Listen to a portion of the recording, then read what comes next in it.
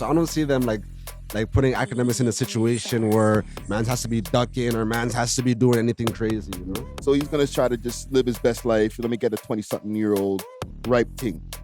Man's just trying to get the moosh, scoosh, scoosh. You know what I mean? Scoosh. No. How old was he? He was 15. I'd give him juvies though.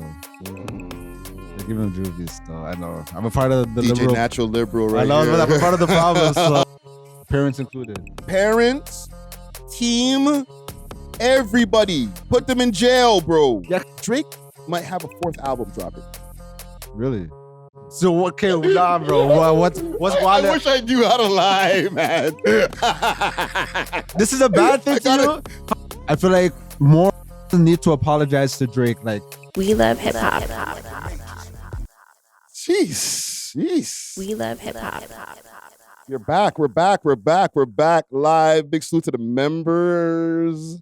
Big salute to the people on Kick who get to watch things early. Kiko. I need to advertise this stuff, man. Hold on. Let me pull up the Kick stream here. Yeah, I mean, you get the SEO on Kick a little more. Because I tried to search up Kick, We Love Hip Hop, and like on Google, you know, it wasn't given, you know. Yeah, it wasn't given still, but it's still new, you know. So yeah. All the members go tap into Kick. You can see all the podcasts live. Let me go and share this out from Kick. Right. I have it titled and everything. David is disgusting. I have as the beginning title. You know what I'm saying? All right. Dirty boy David. Nasty nigga, bro. Oh, That actually cheesed me. That actually got me heated, bro. Yeah, you've been keeping up, right? Yeah, because I haven't been watching academic streams for like a couple of weeks because I've just been mad busy. But I tapped back in and he was talking about this shit, and it was mad depraved, with mad depravity, bro. You know what? Ak hasn't been on it because he hasn't been streaming as much. But the source to go for all of this is TRL, man. Trapler Ross, bro. Yeah, Ak was reacting to the Trapler Ross. Yeah. Trust me. Okay. I'm going to. I did a couple of shares here. You know what? Let me do one more share. Let me give it a Reddit share still. Shout out Cher. She's Canadian, right? What share? Do you believe in life? No. She's not Canadian. She's not? Where's she from? I think she's like from New Jersey. Really, eh? Something like that. You know this whole time I thought she was Canadian royalty. No. Running her shoots down and shit. No, fam. We can't claim Cher still. That's, you know, the only one that we got up there is Celine, Madame Dion. Let me do one more share and then I have a question for you, sir. Jeez. I have a question. Serious as cancer. Serious, man. Seriously serious. Live on Kick. And big salute to DJ Czar. I like shout out Czar, shout out Dusty. Yeah, the wedding player. Last time you were playing Nice and Smooth, mm-hmm. You know, I didn't know that track. But I wanted to say, but you already switched the track. But my favorite Nice and Smooth track is Sometimes I Rhyme Slow, Sometimes I Rhyme Quick. Ooh. And like, because I remember my dad used to play that track, and like the flow was just so crazy. So that's like, I used to listen to those tracks, like Jerry with the Damager, You Can't Stop the Prophet, like them type of tracks, you know? Like, yeah. You know, Sometimes I Rhyme Slow. Hold on, I'll play this a little bit. And that sounds.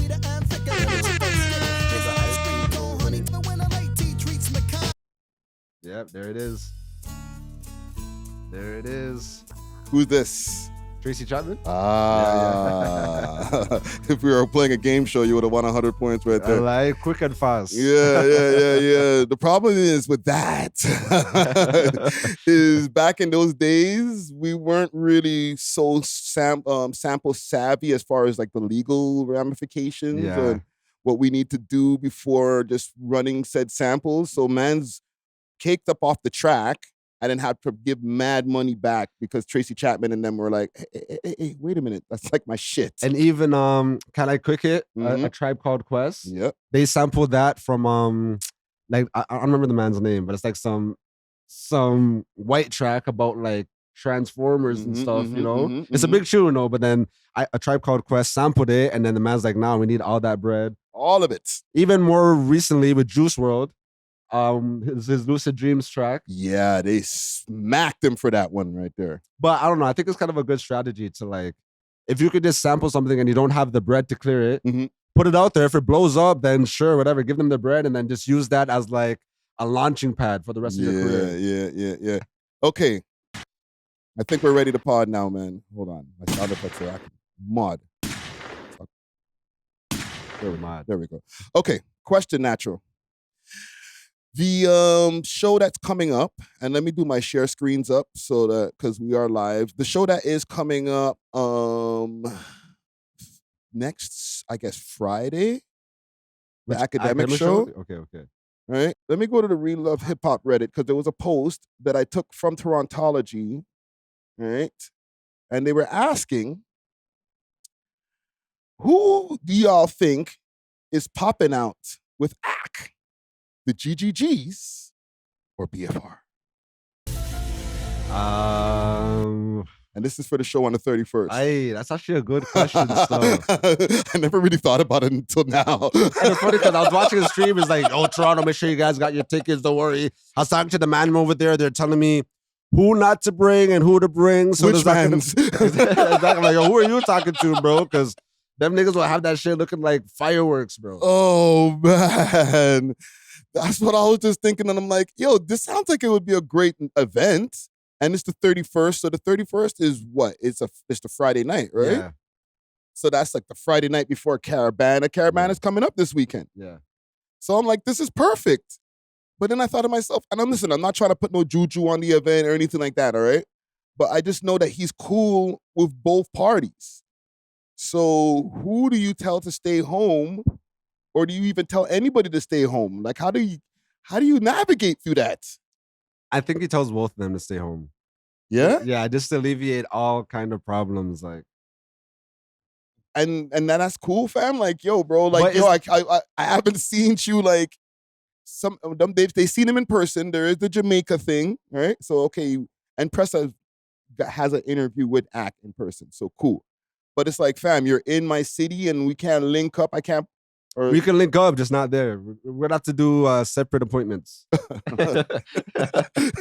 So it has to, you know what, fam? And listen, again, I just try to think about all the possibilities, right?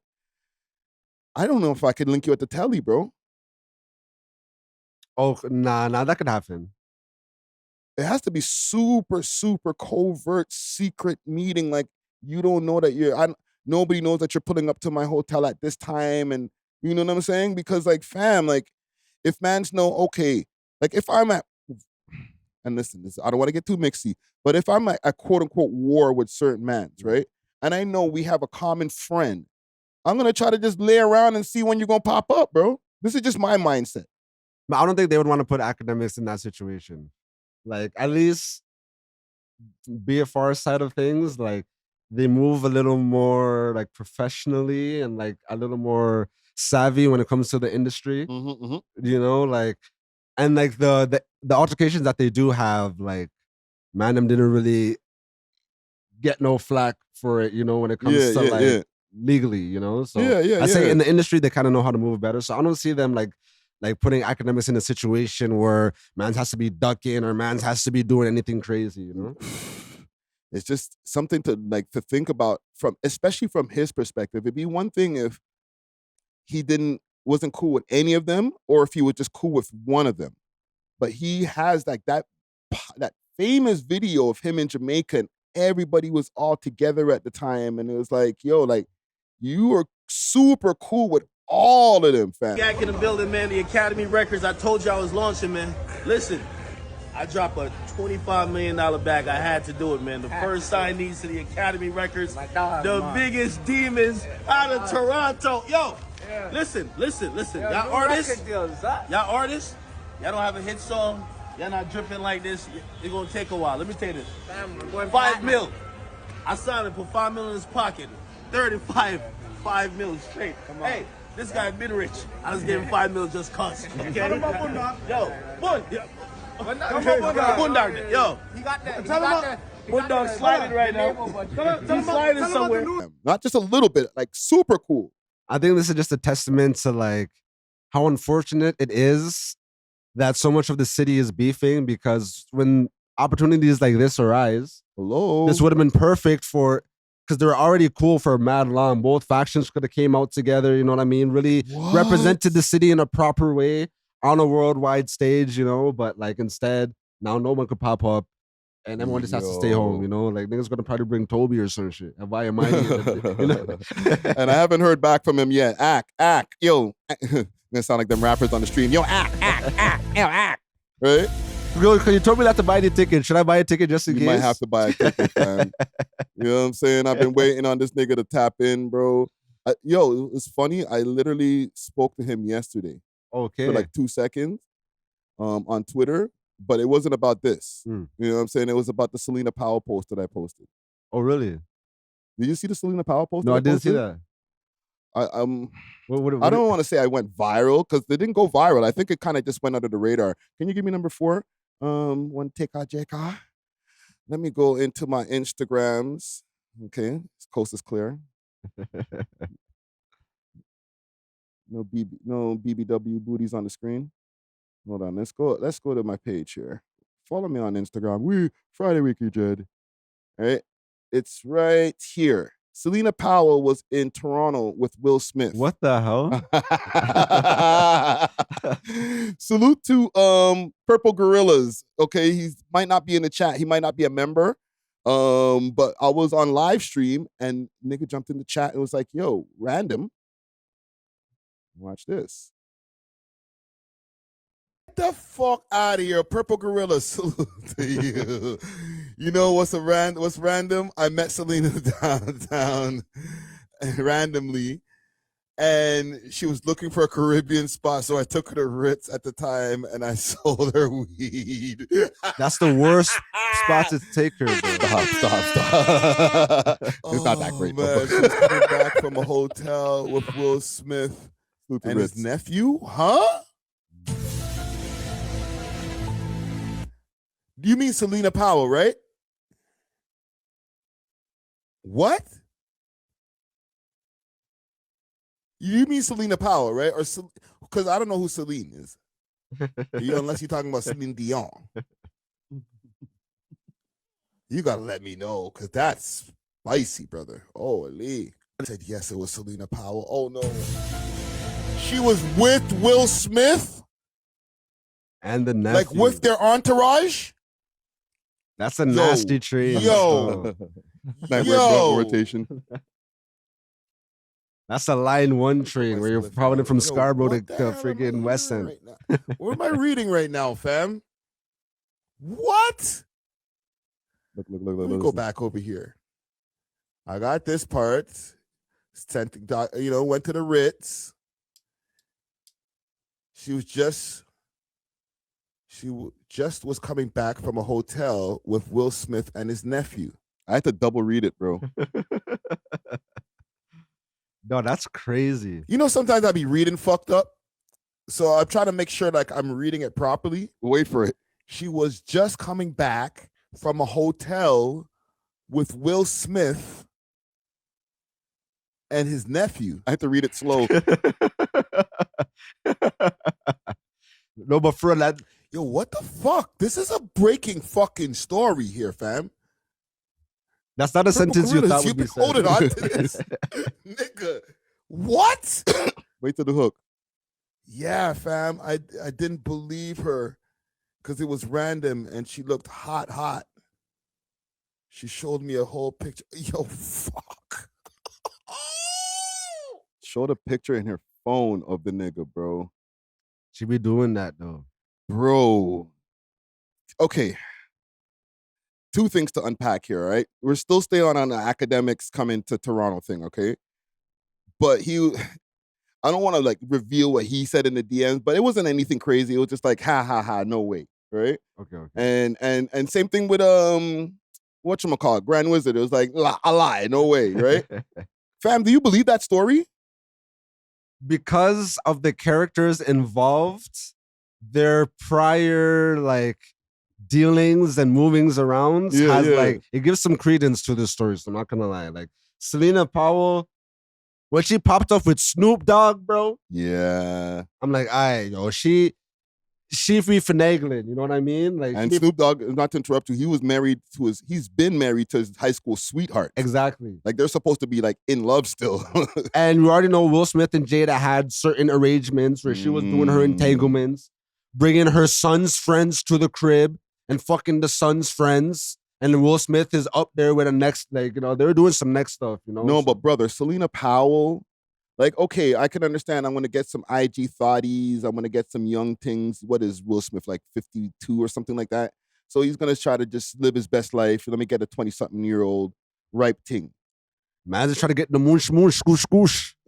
You know what I mean? Moosh, goosh, goosh. No, respectfully. How the fuck do you spell moosh, goosh, goosh? Respectfully, like, the only thing she's gotten viral is for sucking hood.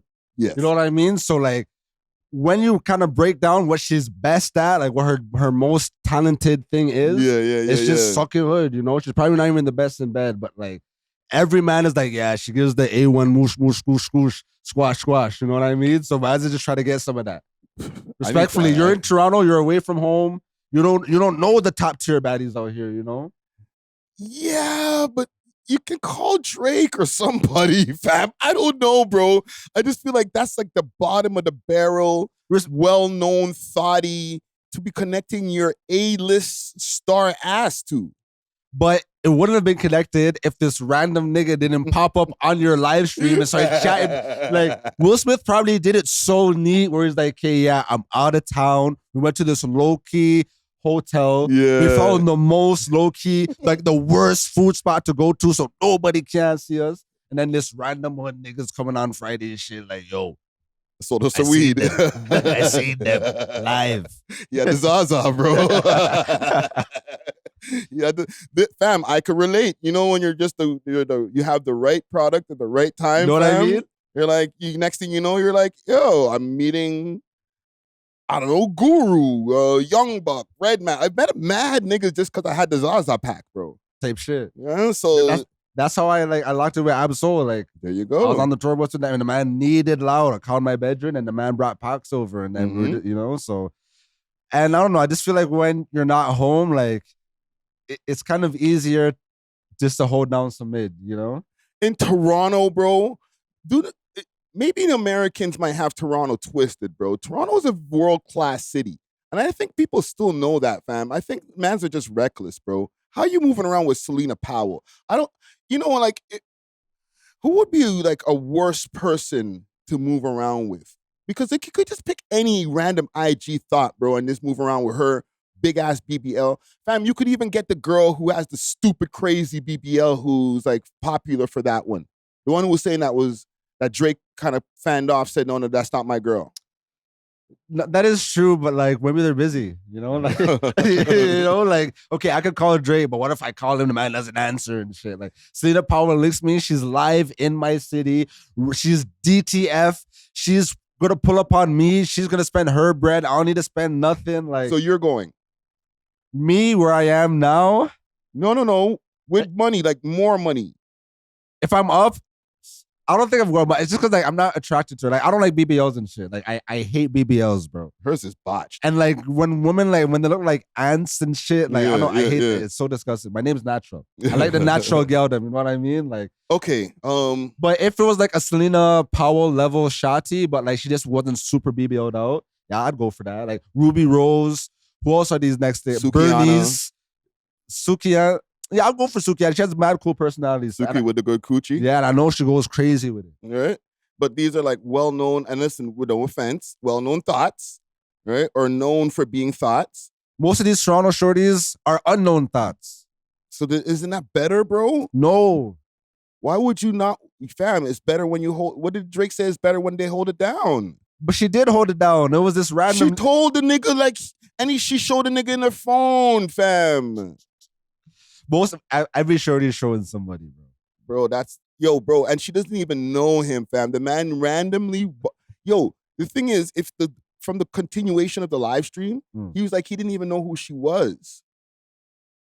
Yeah, but like, so that was probably her stamping herself to him, like, you don't know who I am? Like, I literally just slept with Will Smith. Yes, that's bad, bro. If I'm Will Smith, I would have been like, bro, shut the fuck up. Because now it's on the We Love Hip Hop podcast. But most of these shorties are talking like, was it Ruby Rose who said like, oh, when I was 16, all these rappers were linking me, and then man started like putting the pieces of the puzzle. It was her. She you know did what I mean? say It's that. like, all right, bro, like come on, like no matter which shotty, like there's internet sleuths out here, detectives and private investigators. The game was sitting down with a girl in the park and shit, and they found out exactly who. It was probably the same thing. No. The game was sitting down with a girl in the park that he had on his show, on his production. Okay, for the love of the game. That's even worse, right? It was worse because he violated her, right? And this is, I can't even say allegedly because he lost the case. So he was trying to go too far with somebody who was technically on his staff at this point. Yeah, so she didn't even say nothing. You know Someone just got the pick, like. Bro, the thing is, what's irking me, it's not even irking because I don't give a fuck where this nigga puts his dick. It's like, yo, are you this famous? And this is if it's true. You're this famous. You're an A-list actor.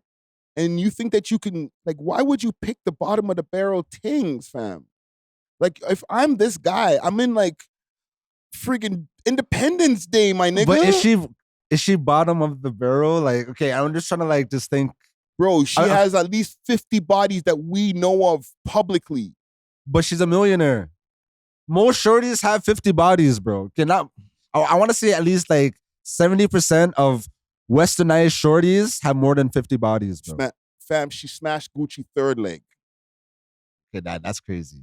That's crazy. And publicly was like, oh my God, I hope. And I guess she went and got checked or whatever. But like, fam, like I just feel like if I'm the guy who's at that level, I have the pick of the litter, basically. No offense, ladies. I don't want to put you in a dog category, but I have the pick of the litter. You know what I'm saying? But do you? I'm still Will Smith, fam. Like, doesn't matter how much people think that, like, I'm a gal clown, whatever, entanglement. I'm still me, fam. I'm still the guy from, what was it? Pursuit of Happiness. Pursuit of Happiness. Fresh Prince of Bel-Air. No, what was the other one? Like, where he was Hinge or Hitch? Hitch. Nah, but like, Will Smith wasn't like a sex symbol since like 2005, dog. I'm still the guy, fam. Like, my name carries weight. Like, first of all, I don't even need to say, yo, I'm Will Smith. I walk in the room, you see my face, you do a double take, and you're like, a lie. You're Will Smith. Okay. Let's paint this scenario out. Yes. He goes to a random bar in Toronto, trying to pick up a thing. He's just trying to use face card though, So like, okay, he brings this shotty back to the hotel room, da-da-da. Right. Wakes up in the morning. How do you know this shotty's not going to make up some wild story? Oh, he met me at the bar. I was already drunk, this, that. There's so many like variables that could happen. I'm not saying to do that. Rather than if you just get a shorty that's already in the industry, okay, at most she's just going to like try to expose me or whatever, but like she's not going to like try to like put a case on the man. Them shorty has her own bread. I'm not going to like worry about those things. She's not going to try to rob me. She's not going to try to have Toronto mans run up in my spot. Like, I'm not telling you that scenario, fam. I'm saying you could even bring the girl from America with you. There's different and better probably even looking thotties that you could link up with that they're not that popular, fam. Like, you have to like follow them on the gram. Like, bro, there's girls that I be lusting on the gram or whatever. If I'm Will Smith, I could just link them, fam. Okay, so he's already with his nephew. Right. I have to pay for all my nephew shit, my body. I have to pay for all these niggas shit. I have to bring this next shotty where I have to pay for her. Like, that's like bringing another child. You don't think he's paying for fucking Celina shit? You think that Celina just is paying for her own shit just because she's rich? No, she's with Will. I'm not gonna pay. If I'm a chick and I'm hanging with Will and I got $1 million, I still ain't paying for shit. Okay, she said she was giving Meech money, low Meech. She said that Offset owed her bread because she was giving Offset money. She did. She was giving Akademiks money. So respectfully, like, I think that's why a lot of mans rock with her. She's a trick. Whereas like, no, she's the tricker. Oh yeah, yeah, she's the trick. Yeah, you're right. She's the trick. We're like, most shorties, like, okay, you have to fly them out. You have to pay like for their food and stuff. Like, most shorties like children, where you have to take care of everything, and Yeah. For hers, like, okay, at least I know I don't have to worry about that. No, she can go on a mission on her own, and she don't have to worry about paying for her shit. She'll be fine. She'll be back. You know what I'm saying? And she's probably down for everything. You know Will Smith is doing some crazy shit. She better be, bro, because that is the nastiest thing to link up with. Hold on, I need to get rid of this person in the chat here, bro. You can't be spamming the chat, bro. You're on timeout, bro. Actually, not ban, bomba clot ban. Like, it's a ground beef thing over here. No spam, pure corned beef. Okay, spinning back to with that and shit. One, before we even get to the thing, do you think that even that you're gonna go, right? If you like, even if you have to get a ticket. Yeah, I plan to go. I'm DJing Jab Jab Juve before, but it's a day event, so I should have enough time to like go. But it's one of those paint and powder things, so I have to go home and all that shit. But get ready for the thing. Exactly. What do you predict the vibe is gonna be in that spot? You've seen other academic streams or shows like online and shit like that. What do you think the vibe is gonna be in Toronto? Okay, you know that Drake bar where it's like, and me doing a show getting everyone nervous because the hipsters gonna have to get along with them hood niggas. I think it's literally just gonna be that, bro. Like, it would be maybe like 20% girl, 30% girl, but it's gonna be mostly like chat nerdy niggas that like be spamming in the chat and shit. Yeah. And then like some members that are gonna pop out just to see Wagwan, like hood niggas type shit, you know? So but I think it's gonna be good vibes. I don't think it's gonna be anything like weird or anything, you know? Okay. I'm gonna keep on getting on act to try to get it in that event and stuff. You know what I'm saying? I'm getting them out of some media passes, fam. Yeah. Okay, let me find some music to get us started over here. I just wanted to pick your brain on that, on what side is he gonna have to pick? You know what I mean? But let's get it started over here. Music. Wow. That was a classic still. Hell yeah. Tune. It's funny. Back in the day, me and my bedrooms, we used to do like our own verses, like sound clash, but like with rappers, whatever, right? Yeah. Kanye was my favorite rapper, and Jadakiss was my bedroom's favorite rapper. So the man tried to like clash me with Jadakiss, you know what I mean? But why one? Why one for sure? Of you know course. What I mean? Why is always a point. Everything else was a landslide still. But I respected it. I respected his confidence in Jadakiss. You know what I mean? Landslide is crazy.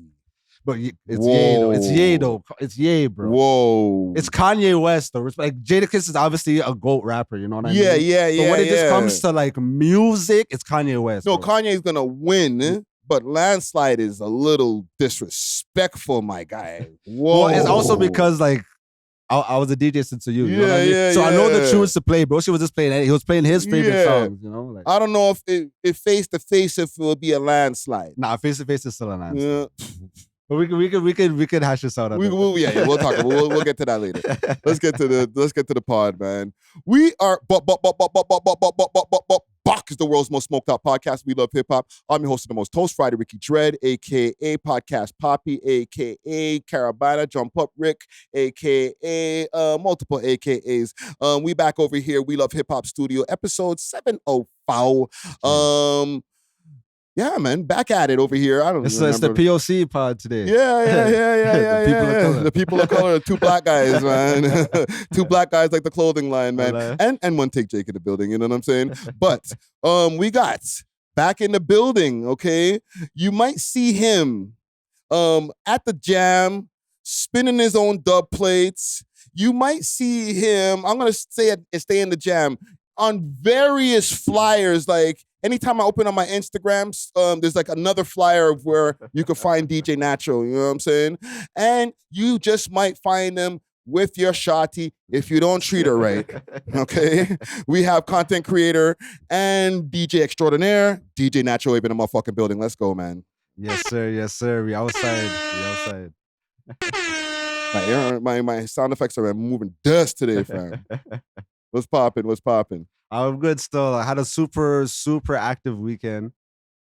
Friday, I did a wedding. It was very nice because I kind of seen this couple progress. Like, when they first got together, that's kind of like when I met her through TikTok because like she supported me. It's just like back in the day.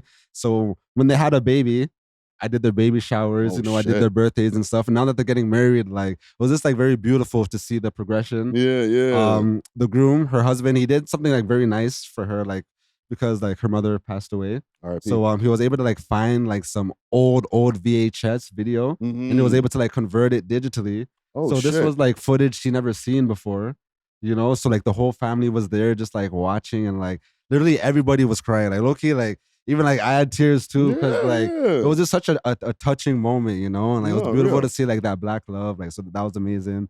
Yesterday, Saturday, I had 3 events. I did a community event at Gordon Ridge Place. You know, so shout out to Michael because he put that all together, like with his own bread, and like it was again another beautiful thing to see because these days we don't really get community events and block barbecues and things to like actually bring that familial vibe.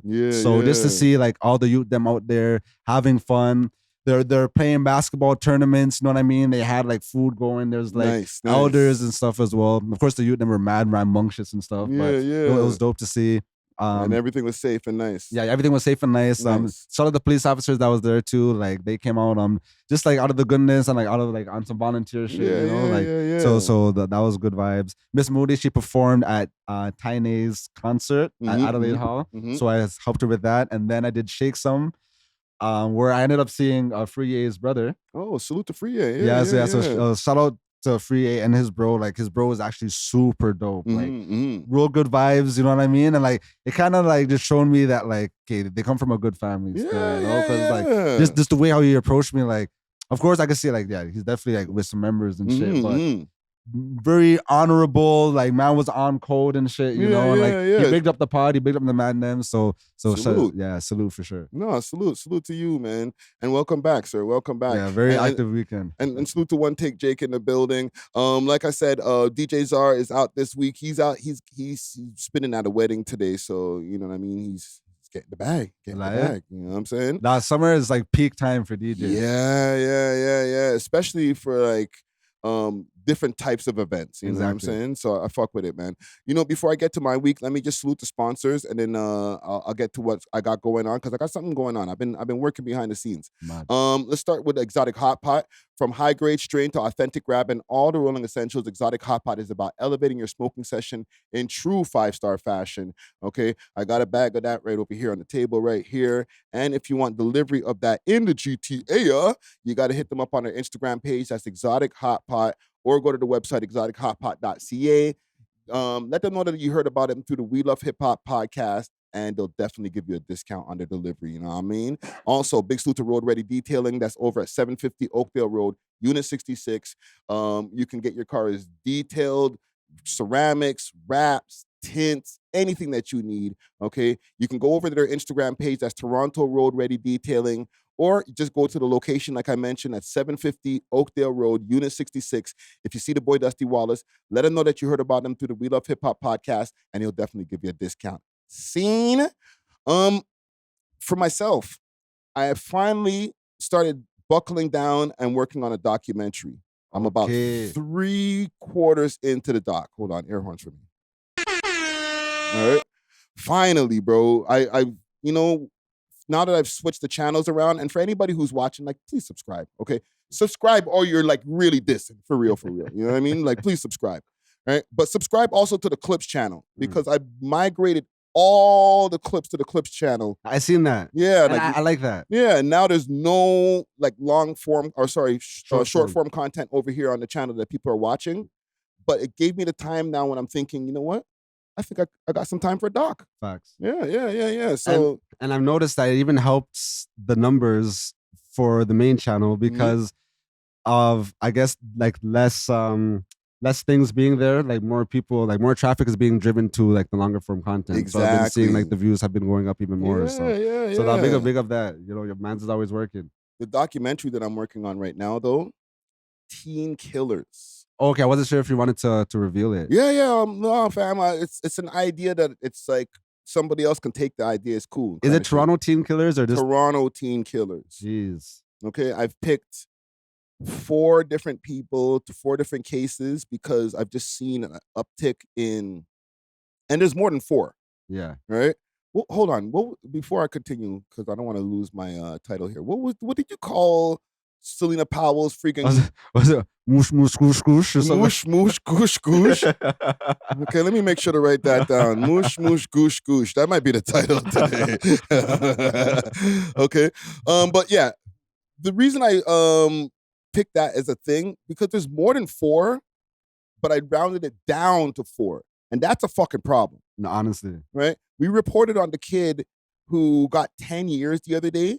I just want to clear up even in that story just so that we can have like facts over here on the pod. That kid is on a conditional sentence. Oh, for real? So a conditional sentence is he has to serve 5 years inside and he got a 10-year max, right? So I think he has to serve another 4 years inside for what his sentence is now because he already has 1 in. Yeah. And then the other 5 is on roads. So like 5 years in juvie? No, like in I guess a juvie halfway house, or maybe he'll be an adult by that point, so he'll be in a halfway house, and they put you on something called day parole. No, I mean like the 5 years, well, the 4 years he's doing. He's in juvie. Okay, so he's in juvie, and then they're gonna put him on like a halfway house type thing. Yes. So and it's a way to integrate them back into society without just saying, okay, you do all your time and then just come out of jail. Like, okay, the next 5 years you'll be on parole. Like I've been on that, right? Where it's like 4 years of my sentence I was on parole, or 3 years and change I was on parole on roads. I want to look into how many like youth, I guess, killers like re-offend, you know, because I want to be optimistic and say like, you know, there is a possibility for rehabilitation where we don't want to end his whole life. Like if he could do these 5 years and actually reflect on what he did and then be reintegrated into society and actually be a benefit to society, then that would be great. But as I'm speaking, I'm like, yo, this sounds like a Disney movie, nigga. Bro, because you said what he did. What he did is stab the shit out of a, graphic. Trigger warning. He stabbed a 86 person, or 83-year-old lady. I found out through my research multiple times. Yeah, you're deranged still. Right, and it wasn't random. Like he had went and staked out the crib like a week before. And it's premeditated too. Yeah. Yes. So like, how much rehabilitation could that really be done, you know? In 10 years, bro, like life is 25 years. That's a lot of time to think about shit, bro. Yeah. You know what I'm saying? Even if you do 2/3 and then you come home on like some kind of like day parole, you're still on parole for life. You know what I'm saying? So like if you fuck up and you're like 65 years old, you're going back to jail, bro. Yeah. You know what I'm saying? So like I don't know. It's just an examination into 4 different people who have been convicted and a couple of them who are still like on charges, not convicted yet. So, and K2's in there. I have a question though. This is unrelated. Yeah, unrelated. Yeah. Okay, so let's say, because like normally if you kill someone, they give you so much time because it's like you took a life, that person had so much time left. You know what I mean? Right. Like, so it's kind of like the time that you took away from them, we're gonna give to you. Right. If a person has about like 10 years left, do you think it's kind of fair that the killer gets about 10 years? Because it's like you're kind of already close to the finish line anyways. Fam, if I'm the family of those people, I'd be pissed. I'd be like, yo, you didn't try him as an adult? I would be pissed too. Like if that was my grandma's, yeah, I'm hot. If that was my grandma's. What the hell, fam? Like I don't care if he was a kid and his full frontal cortex isn't developed yet. Like, bro, it was developed enough for you to be able to find out what a knife and a gun is. And to actually plan it out. So I think like that part is what really does it for me. Like if it was like a impulsive thing, then I might feel more empathy towards him. But the fact that the youth sat there and planned it is like, that's what makes me feel there's no remorse, you know? Okay, let's stay on this for a quick second. No remorse for that youth. What about the next youth who did the interview with my youth, DL Nation there? I'm not even going to diss him. The UGN kid, right? Yeah. He did the interview with him and he said like, yo, he was just trying to rob the lady and then like he chipped her. To be honest, like I feel a little bit more empathy towards his situation because because he is so young, I could kind of understand like a situation like getting out of hand so quickly and him not being smart enough. Doesn't have the good judgment. Exactly, but he still deserves 100% of whatever like punishment he gets, you know. So does he deserve juvie time or big man time? Because because I don't know if he's convicted yet. I still have to finish my research on him. But because he admitted his shit on an interview and different shit like that, like he pretty much had an admission of guilt. How old was he? He was 15. I'd give him juvie still. I'd give him juvie still. I know. I'm a part of the DJ liberal. Natural Liberal, right? I know, here. but I'm a part of the problem. So I'm like, yo. No, maybe not, fam. It's not. I don't have an opinion on it. I know some people will be like, what? Lock him up. Yo, there's people in the chat that be like, yo, bring carding back. Yeah. Like people are fed up, bro. And sometimes I'm on that side too, you know. But I just do understand, like, the man went on a move, the youth went on a move, and like it just escalated super quickly. But he's obviously he's the idiot boy for the way he handled it, obviously. Yeah. Okay, well, speaking of idiot boys, David. I want to give a quick minute to give a shout out to Exotic Hot Pots, Canada's loudest brand. From high-grade strains to authentic grabber and all the rolling essentials, Exotic Hot Pots is about elevating your smoking session in true 5-star fashion. If you want delivery, make sure to hit them up on their Instagram page, Exotic Hot Pot, and let them know that the We Love Hip Hop crew sent you. Big salute to the sponsors. Cheer! Okay? I think they need to lock everybody the fuck up. Parents included. Parents, team, everybody. Put them in jail, bro. Yeah, because his bodyguard was accomplice in him, right? Bro, Operation Awesome? Yeah, that's crazy. Okay. I want to go through a series of clips because I've been on, like, fam, lately, in the last 2 days since they've been having, like, the court hearings, I've been, like, glued. I kind of forgot about him. Like, remember we were talking about behind the scenes? Yeah. Like how you said you forgot about him? Me too. I was like, whatever. Oh, yeah, that kid. But I didn't completely forget about him. There's always YouTube thumbnails. But now that not the trial, but the hearing is back, is in, bro, the details are so insane. Yeah, it's actually disgusting. And it kind of like makes me feel ashamed for myself that I even like kind of withheld judgment at first from like, oh, like, let's just see what happens. They didn't charge him yet, da. Well, it took a while to charge him still. So it's not like an indictment on you, bro. Like, it took a minute, bro. But like when it first came out, it's like, yo, the shorty was found in his Tesla and shit. And we're like, hey, but we don't know though. But the thing is, and I'll reiterate, when they arrest you right away, then it's like, okay, we got the guy. You know what I'm saying? Yeah. But like when they wait, and they always have a tactic to waiting, they're trying to collect evidence and stuff like that. It kind of gives the public even a little bit of like a, you know, maybe it ain't him. You know what I mean? Because sometimes shit happens and they try to pin it on somebody. Yeah. But now that we hear, bro, I don't know, man. I've never been a person who's like pro or against the death penalty. But with the details that I'm going to bring to you right now, kill that nigga. Facts. And fucking arrest everybody around him who helped facilitate the nasty shit that I'm about to show you. So if you could bring up number 4, one take, Jake. Let me bring in the first clip over here. And this is courtesy of Los Angeles Magazine Studios. This is about the DNA first. DNA. The DNA and the science was pretty much the focus of the afternoon with the LAPD criminalist Samantha Tosh. She took the stand.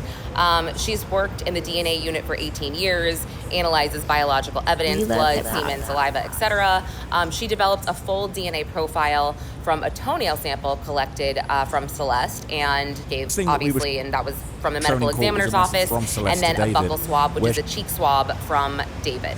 So she brings up DNA recovered from David's Tesla, including blood stains found in the trunk and lower storage compartments that matched or produced a, quote, single source female DNA profile that included Celeste Rivas Hernandez. And basically the whole thing about this is that she said that statistical analysis showed that the profile was approximately 1 septillion times more likely to have originated from Celeste than from an unrelated individual. And they say this because, you know, you can't, I guess, conclusively say 100%, but this is very, very close. So there were 2 bloodstains from the Tesla that produced the single source female DNA profile that was consistent with Celeste. She also analyzed the black rubber mat recovered from the garage, which was, let me see, that sample produced a partial single source female DNA profile. And although it was a partial profile, that one was 20 quadrillion times more likely to have originated from Celeste than an unrelated individual. So, and then we had the more additional evidence that she tested that also matched the rowing machine, the charger, the Tesla charger thing, and the stain on the green tarp. So those all matched or were consistent with Celeste. And then there was. So the next link I'm gonna play you. If you could bring back up the screen there, Jake. I'm just gonna keep on sliding stuff over here because I got 4 links, and then I'm gonna get your opinion, Natural, because you got to see all of the details before you can give me like the full opinion. You know what I'm saying? I know you've been following the case, but I've lined these details up like DNA. Now we're going in, salute to Trapler Ross, reading all of David's horrific texts to Celeste. And R.I.P. Celeste, man. We were shown in court was a message from Celeste to David where she said, currently manifesting my period because I refuse to have kids. God. David replied, did you miss your date? And I as soon as these messages started getting read in court, I noticed that David kind of like quivered. Yo, you're talking about her period dates, fam. This guy he's 18 when he met her. She's 13, fam. His lips. Up, he knew he was cooked, and he knew how bad this was. She said, actually getting cheese when I rehear it, bro. Where she said she's manifesting her period because she doesn't want to have kids. David replied, said, did you miss your date? And he said, you should start tracking using Flow. Now, this is an app that can be used for tracking periods. I've never used it. I've heard of it before. Not for myself. I've never dated anyone that's used it. I'll be honest with you guys. I think they call it, there's a name for when people use tracking apps as contraception and they have sex sometimes when it's less likely to get you pregnant. It can still happen, and I've always just thought that was fucking nonsense, to be honest with you. If I'm gonna have, sorry if it's TMI, but if I'm gonna have relations with someone, I practice very safe sex. If I'm gonna have relations with somebody, it's gonna be with protection. I don't want to have kids. I actually don't want children at all. Currently, as it stands, don't have any children. Don't want them ever. If that changes up, I'll be sure to let people know. And you know, maybe I'm more mature than most people. You hear all these stories. That's not always effective, but okay, you know. So basically, they're going through that in that clip here. I'm gonna bring you guys another clip. They're talking about and this is like one of the abortions that she got. Yeah. Okay. And the thing is, when they're in the courtroom, when they're in the courtroom bringing up this information, the prosecutor keeps on stopping and saying, "Hey, can we reiterate how old?" Basically, my bad. Can we reiterate how old this young lady was? And then it'd be like 13. You know what I'm saying? Yeah, because that's one of the most important facts of the case, and the jury has to keep being reminded of that. Like, yes, this is a 13-year-old little girl we're talking about. This is not a big woman. Yeah, and I don't know if it's a jury yet because they're not at the trial. What they're trying to figure out is if this can go to trial. Okay. So the judge is trying to figure out all of this stuff, and then the family's in the courtroom. Okay, Traveler Ross was in the courtroom, so he's seeing the reactions from the family. He's saying at some points they're saying that the family, like the details are so gruesome that maybe you guys should need to step out. Yeah, it's insane. So maybe they're just reiterating for the judge. So it's like, yeah, don't give this nigga no easy leniency, nothing. Brother, the way that the prosecutor, like the way I think it was Trapler Ross explaining it. He's saying like the way that she brought everything together was like a Tarantino movie. Yeah, she started from like the police going into the house or whatever to bringing all the pieces together, and like by the end, like he said, like people were crying in the courtroom. It was fucked up. Okay, let me play this video here. This is David's entire text history with Celeste read in court. This is insane. They're going to talk about the screensaver that they had. If this is not the right way to describe this, but it was full-blown relations captured on video. mouth stuff going both ways, bare bodies of both parties, and fluids from the unidentified fluids, but it sounded like fluids from the male side of the relationship. They said that the background of a lot of these photos was consistent with David's property. I won't say the address, but they said the address. You know the property I'm talking about. Put this guy Some in photos hell, didn't bro. show her face, but it showed her dyed red hair that was established in the previous pictures, where she's taken selfies of both of them with the dyed red hair. Absolutely, her hair. He had a picture of the two of them topless, embracing each other as his phone lock screen. The guy had illegal photos as his phone lock screen. Lock screen. Not only despicable and disgusting, but also like Idiot of the Year award. Huh? The guy had a phone full of evidence. That's it was literal disgusting. CP. So they basically went through the qualifications As of an his illegal lock video. screen. I'm not even going to say the letters for what they call. It starts with a C. There's a couple other letters in there. You know what I'm talking right about. now. They basically defined what an illegal video is for those intents and purposes. They said we're not going to show them, but we've got paper artifacts that refer to them. We're going to put them on paper on both of the. That's the second to last one. I got one more, gang, and then we're gonna get to the conversation. Okay, the fucking lock screen, brother, is him and her naked, bro. Insane. Last video I have here. Reading, is it? Okay, this is still from the same video, from him reading the horrific messages from the same other video. This is a different timestamp. This is a different timestamp. Parents, and this is why I think the parents, put them in jail, bro. Put them in jail. Did your mum know we had sex yet? David said, word for word, she thinks that's the first thing we're going to do when we see each other. She thinks that's the first thing we're going to do when we see each other. She thinks that's the first thing we're going to do when we see each other. She said, your mum know we have sex yet? He's 19, she's 13. He says she thinks that's the first thing we're going to do when we see each other. Now, at some point, bro, right, I want to smash my computer, fam. I'm so fucking pissed right now. Not yet, but in a few months' time. So clearly, David's mother was aware of Celeste. Clearly, there were at least inferences and assumptions about some kind of sexual relationship going on between them. Mm-hmm. And eventually they would meet. We know that's a fact. So I want to know what David's mum was thinking of this. Other than giving him advice, making sure, make sure that you ask her that the baby's yours if you knock up a minor. I'd love to know what his mother kind of, had to say about all this. So later on, Celeste messages David again, said, I can see you and sleep over. Okay, so we'll stop there. Hold on, bring it back over there. Just so make sure. Okay, cool. So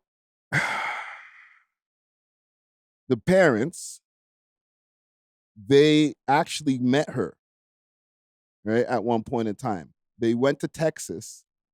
He used fake names to fly her different places. He flew her to London at one point. I think he took her to Vegas at one point too. But they used the fake name, or that's besides the point. But like they went to Texas to meet up with the family, not even just the parents, the family. And I think that's when shit was already been weird. But that's when it got weird, when the family started saying, like, I think they might have told him low key, and this is just me speculating, yo, Wagwan, like, this is the girl you bought with you? And then shit started going sour after that. Like his family. Like, no, the relationship between him and her. No, like when he brought her around his family. Yes. Okay. After the day that he actually finally brought her around his family, then like they started getting more like separated in their relationship. The text messages started to get more like, I guess, hostile, or, wondering about like, he started wondering if she's talking to other people and stuff like that. Keep in mind, she was 13 the whole time. By the time she was like, I guess, found, she would have been 14 at that point. Yeah. Bro, where are we at, fam? Do you think everybody needs to get locked up, fam? I don't know, bro. No, I agree with you, because the mother clearly knows, and like more times, a lot of these like men, they are enabled by like their mothers and their parents and stuff. Like it's actually the bodyguard was going on missions with him to kidnap Shati from her crib. Oh yes, I forgot about that part. Operation Awesome or whatever. Operation that sounds Awesome, so sick, bro. That sounds sick, bro. Okay, one more clip. Okay, gang, one more clip. I have one more clip for Operation Awesome. Plan called Operation Awesome, where he was basically planning on using his security guard that was apparently living with him, or at some point lived with them, to kidnap this minor from her family home in Lake Elsinore, to pull up at a stop sign and act like they were just stopping for a routine stop sign, and coordinate and plan for Celeste to run out of her home with her bags packed and the help of a privately hired security guard to kidnap this 13-year-old minor from her home and move her into this grown adult David's house, 18 years old at the time. This is days before the police came to his property. Okay? So she said, Operation Awesome going to be so hard. Operation Awesome. What kind of kiddie bullshit is this that this creep is doing? It's disgraceful. She said, hard as... This killed me. David said, hard as in hard to do, or hard as in full Balenciaga fit hard? And what kind of mindset? This guy's a fucking weirdo, bro. Yo, bro. Listen, I don't know, even like if they find out that he's innocent of killing her, which I don't think that's going to happen at all. Still, you need to throw him under the jail, bro. Just for the relationship. It's just so sad because, like, throughout the whole story, there's so many adults that should have stepped in, that should have recognized what was going on, that probably did recognize what was going on and was enabling this. Yes. You know, and then now that it reached the point that it's too late, you know, everyone wants to be sad and shit, but like, there's bodyguards, there's managers. Like, this is literally a celebrity that was going on tour and stuff. So no one could say, oh, he's an incel, he didn't get yelled or whatever. Like, bro, like, nah, you're literally just sick. The people around you could see that you're sick and they're enabling it. Literally, like, it's so sad, bro. No, fam, it's not even just like the bodyguard doing Operation Awesome. The guy had the girl in the house the whole time. So you have bodyguards who see this 13-year-old girl coming into your crib. You have staff or like management who see this girl and know that this, like, there's a bunch of people around. Like, there was different, like, I guess friends of his that seen her around too. That, you know, now we're trying to like turn on him and be like, oh, he's a piece of shit. But like, fam, you seen her when she was around. Exactly. So like, you could maybe like lock up at least 5 other people who enabled this, bro, that are not the parents. On some accomplished shit. Yes. And then the parents also are included. No, in fact, I agree with you still, because like every step is just like, yo, no one tried to stop this. No one questioned this shit. Like, if I had a bedroom and he brings a young girl, I'll be like, what the fuck are you doing right now, bro? And nobody did that, fam. I don't know. Okay. There's a part of me where it's like, all right, I know that they have to think that he's sick, but are you so famous or so wanting to be around or close proximity to fame? I know none of us would do it, but are some people that wanting to be that close proximity to fame that they're willing to let them that many things go? Yes, look how many parents are bringing their daughters to R. Kelly and shit. Facts. There was mans driving R. Kelly to the high schools to scout, and then when R. Kelly was getting too famous, he had to go send his veterans to do the scouting and shit. Like, the man had a mattress in the studio, and no one wanted to question it. It's like, yo, what's over? Like, they knew what it was for, but they were just like, whatever. I'm around R. Kelly. I don't want to fuck up this opportunity. Nah, it's crazy, and it just makes me think like of all like the demonic stuff that happens in the industry. You know? Yes. Like it's just sick, bro. Fam, I'm glad that you mentioned R. Kelly, because David is just a newer, way more disgusting, mutated version of R. Kelly. No, literally. Because at one point in time, the only difference between him and R. Kelly is that we didn't let David slide. We let R. Kelly slide. There was the video of him peeing on the girl, and then he had multiple hits. I Believe I Can Fly. Yo, salute to Jake. I've seen it in your stories, Deanna. I got you. But I'm not mad at you. It's a fucking goated track. Yeah.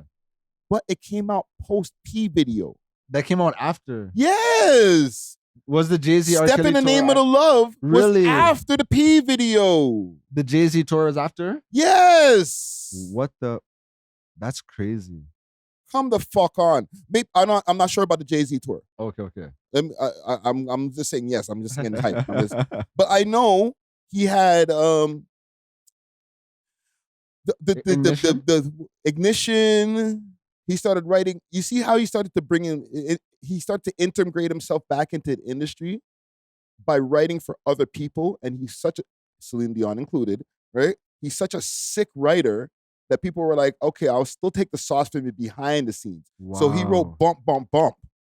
Really? Baby, turn around. B2K? Yes.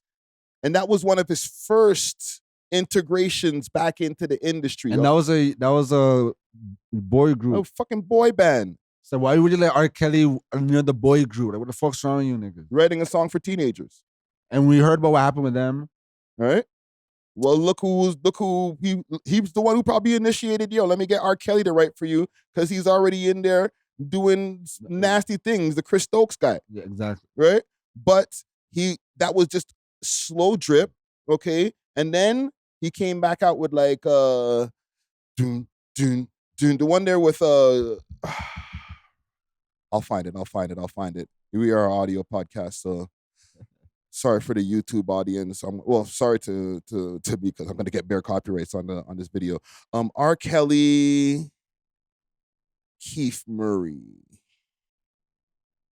Home Alone. Why does this sound so familiar? Ready? Let's go. You hear something? It's gonna be a party, There we go. y'all. Keith Murray rocks vibe version with universal and no combine with R. Kelly and prove it can be done. Woo! Non-stopping, death squad and rockin'. I hear somebody knocking, you're on the party starting. We love hip-hop. Step into the crib with me tonight. We love hip-hop. Tune. The video was already out, fam.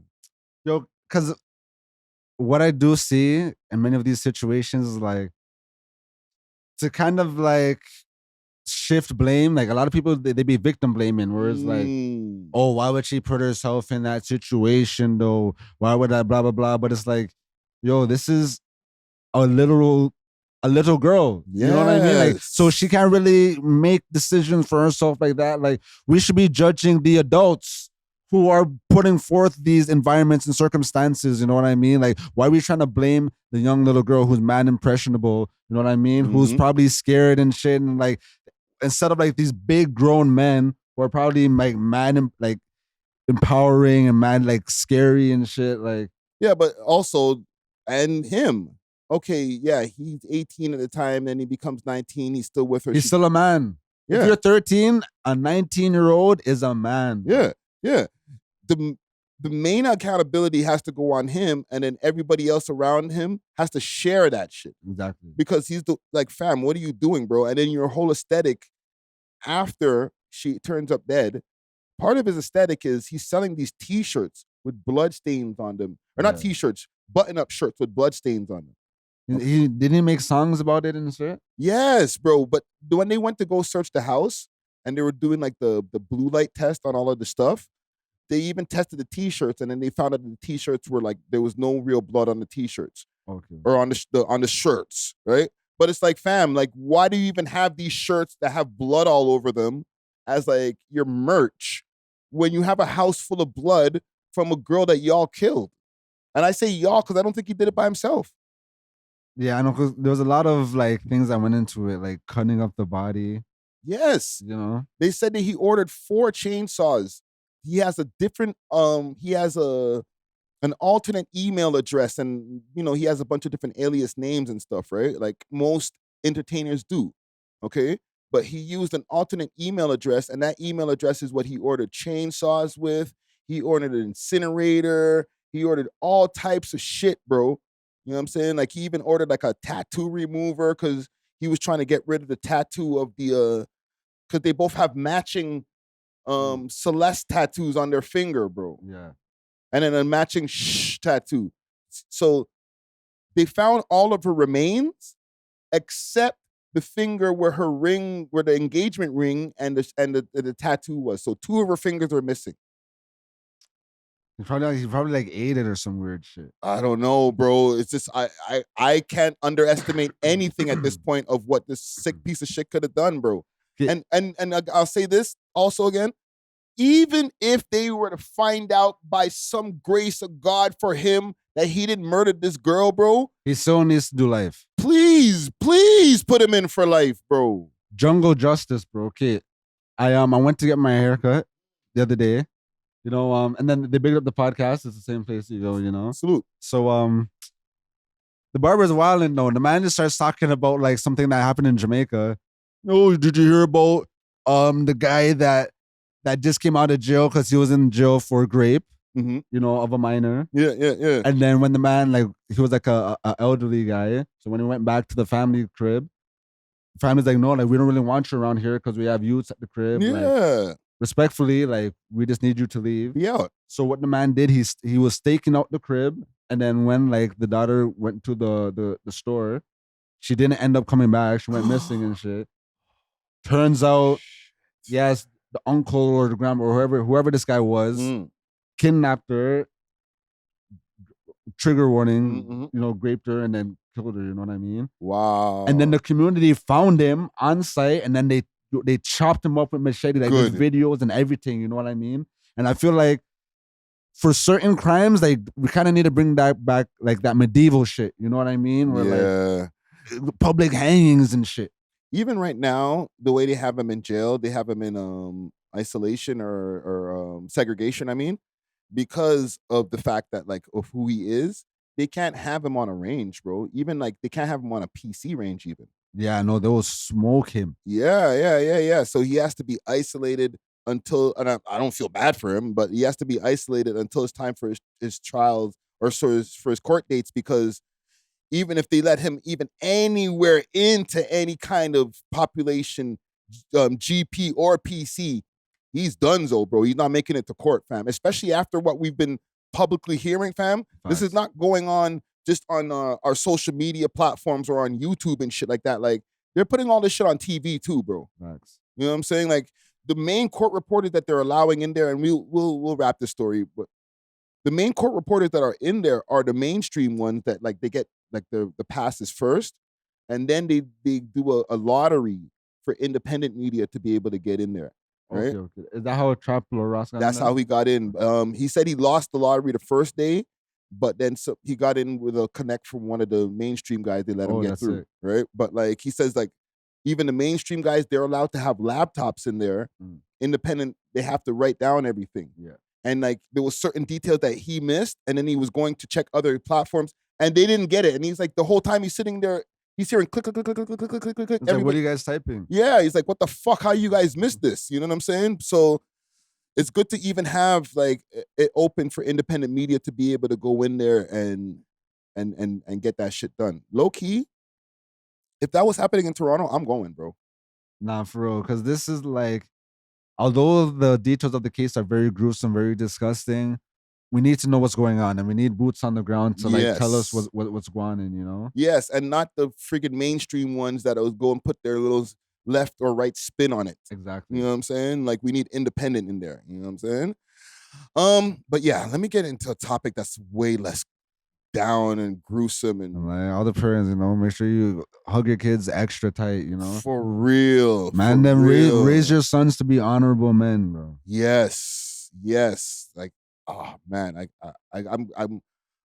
I'm actually like getting like angry thinking about this guy like being able to like continue living. You know what I'm saying? Right. But yeah, Drake might have a 4th album dropping. Really? This is the theory that came from Isaac Hayes Jr. the third. Okay, he's, you know, Isaac Hayes Jr. is one of his sons or grandsons, or right? Oh, I'm like, is he actually Isaac Hayes Jr.? No, the grandson of him, right? Yeah, but he's actually related? Yeah, he's related. And he's like an industry insider, and like he goes viral for a lot of his takes and stuff on Twitter and different platforms and stuff. So he came up with a theory, or he has his own theory of why Drake is going to drop a 4th album soon. Okay, let me pull this up. It's a 3-minute video, and he breaks down why he thinks Drake is dropping a 4th album soon. The 4th album coming, and I'm about to tell you why. First of all, I have a real interest in this Drake release because of masters, ownership, publishing, things that I do with regard to my father's estate. That's why I'm really interested in this rollout. So here's why I think Drake has a 4th album coming. I think his issues with Universal are irreparable, and for that very reason, he wants to part ways with the company. The way he can do that is by fulfilling his commitment to the albums that he has left on his deal. And so the 3-album drop fulfills part of that commitment. As we all, I think, know or have assumed, Drake did a $400 million deal with Universal Music Group. Typically in deals like this, and I've done deals similar with my father's catalog, there are a couple caveats that go to the deal. One is an internal rate of return. That means I give you $400 million plus I need something back. And let's say the internal rate of return was 15% on Drake's deal. That means he'd have to make $460 million back before he could leave the deal, plus fulfill his commitment of albums. And I think the hype behind Iceman, right, allows him to attach 2 other projects that drag him across the finish line. And there's a particular caveat that goes with albums being considered albums. One is that they're over 30 minutes long, contain over 6 to 7 tracks, and then by industry standards, they have to sell over 500,000 units within 18 months to I did not count as an know that. album. Some labels do that. So if you think about that, Drake's going to be able to probably have 3 gold and platinum albums together in a bundle, which will release him from his deal at Universal Music Group. And by listening to Iceman, when I hear like I Just Want to Be Free, right? When I hear things like Bees on the Table, Billions on the Table, it's tipping me off, I think, that when Drake is done with his deal at Universal, he will take the catalog that they currently have from Certified Lover Boy all the way up till Iceman and the other 2 albums, and then do a deal somewhere else in the neighborhood of $1 billion to $2 billion. Oof. Now, this is just me, hypothesizing. I think that there will be a tour announced, and I think the album will have the real heat that Drake wants people to hear and talk about, and getting back to what Drake really is. And I think Iceman was just his way of expressing what happened with the beef, and now we're moving on. Give me your thoughts. I'd love to hear from my music industry friends, but... Okay, so let me get it off the screen. Let me get this off the screen. Okay, so what do you think? Do you think that he's cooking right there? Once he did the 3 albums, everybody's all hypothesized that these 3 albums were to get out the deal. With that being said, if he, that he's out the deal, 4th album on the way with the real heat. With the real heat? Yeah. I think the albums that he dropped were heaters already. Yeah, but like, I definitely think he's still cooking up. Yo, the man dropped 100 gigs, and there was heaters on there that didn't even sniff these albums, bro. And the man was able to drop 3 more albums separate from 100 gigs. So the man's always cooking up, like he's always working. I do think what he's saying, like to get out of the deal, I definitely see that happening. Mm-hmm. These albums are definitely going to do those numbers. This is way before 18 months is over. Yeah. I think Iceman's probably like, it could be considered platinum already, probably. but the label is not trying to put that. It's at least gold by now. Yeah. So I could definitely see a 4th album coming, but when do you think that would be? Well, not to step on something that you already have out, right? And people are saying, oh, well, he's already dropped out of the top 10 of the Billboard, because I've seen this on Twitter. Okay, they get at me on Twitter every day. What, like the not albums?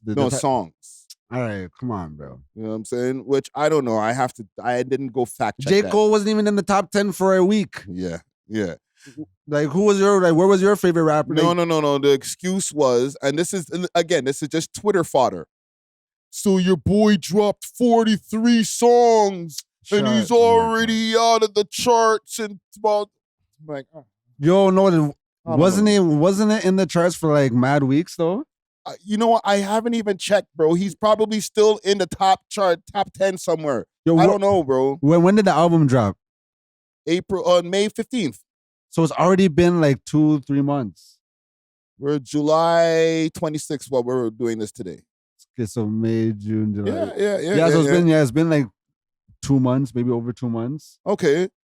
So it's the ending of July, bro. It's almost 3 months, fam. So like, I think that's impressive that he was in the top 10 for so long. For 3 albums? Just to keep it real, for 3 albums? Nah, okay, I feel like it's not supposed to be looked at that way. It's supposed to be looked at as one? It was an album and 2 mixtapes for real. You know what I mean? Like, if we're being realistic, I can feel the goalpost just moving in the sand. Nah, right but now. like, I wasn't like, although I love the R&B album. You know what I mean? But like, I wasn't expecting that to do the craziest numbers and stuff. You know, like people wanted the rap album and they got the rap album, and it was mostly the rap album that was in the top 10. You know, like shit went number 1. You know, so like, and he occupied, I think it was like 7 spots out of the top 10. It was like 14 out of the top 20. Like, yo, the man did astronomical shit for months. Like, it has to end eventually. 2 months. And then again, I'm not trying to nitpick Drake. Drake, you hear this? I'm not trying to nitpick you, brother. We're pardon. All right? I know. I just want to make sure that we have all facts here. Okay? Not feelings. Okay? Let's see. What chart positions? Let's do that. Positions in the top 10, the top 10 on Billboard does Drake have? Okay, that's what we need to know. All right, let's see. And this is besides the point that we're trying to get to right now with him dropping the 4th album. But put currently. Currently, yeah. Let's do currently. Yeah, put currently. But they're giving you like everything. So Drake has 10 albums simultaneously. He holds 20 top. Well, yeah, that's the album. Yeah, they're not giving me the right info. I might need to put this. I think they're right though, in the sense like, but yo, the top 10 is like all music, all genres, everywhere. It's not like he fell out of the rap. It's not, you know what I mean? Like, so yeah, Taylor Swift's gonna have new tracks. Alessia Cara's gonna have new tracks. Friggin' who else is out here? Ludwig Zergavin, all these next, like, you know what I mean? Like, bro, this is like the worldwide charts, fam. Like, the man dropped his album months ago. It did amazing, but it has to leave eventually. Right. Like, we know you want Drake to stay as long as possible. Bro, it's not a bad thing. Take that sound off, bro. It's not a bad thing, dog.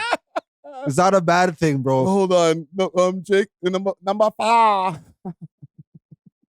Like I said, this is the top 10 right now. Elle Langley, yeah, White Ting. Taylor Swift, White Ting. Tame Impala. Stella, like, you know what I mean? Like, Olivia Dean. Shout out the black girl. Yeah, that's an amazing. But respectfully, like, where's the other rappers then? J. Cole, you dropped the album. Rappers. Yo, Baby Keem, I loved his album, but that nigga didn't even sniff the top 10, bro. Okay. Kanye dropped an amazing album too. That nigga didn't even get close to the top. You know what I mean? So what are we talking about? Drake was on the top 10 for months, bro. Man's just gonna find some shit to say. Yes, months. So okay, nah, bro. What's I wish I knew how to lie, man. This is a bad thing to you? How am I defending Drake so crazy right now, bro?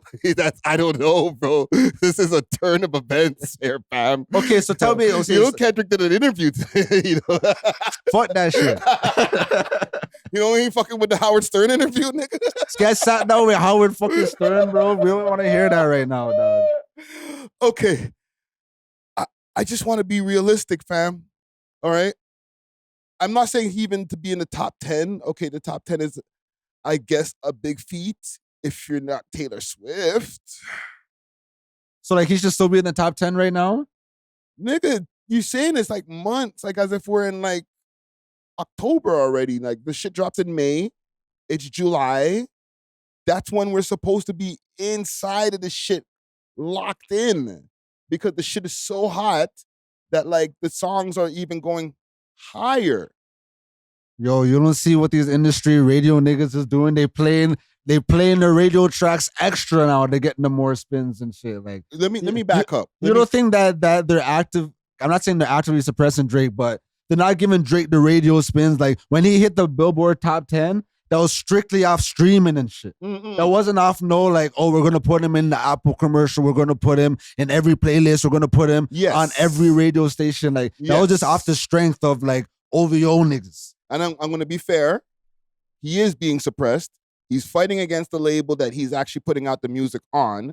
And why would we push the button to help you get the extra radio spins and whatever that keeps you on the top of the Billboard? You rappers are label darlings and you guys can't even get top 50. Yeah. You know what I mean? So like, I don't think this is a bad thing at all, bro. No. I'm back on your side, bro. I'm back on your side. You know what I'm saying? Ooh.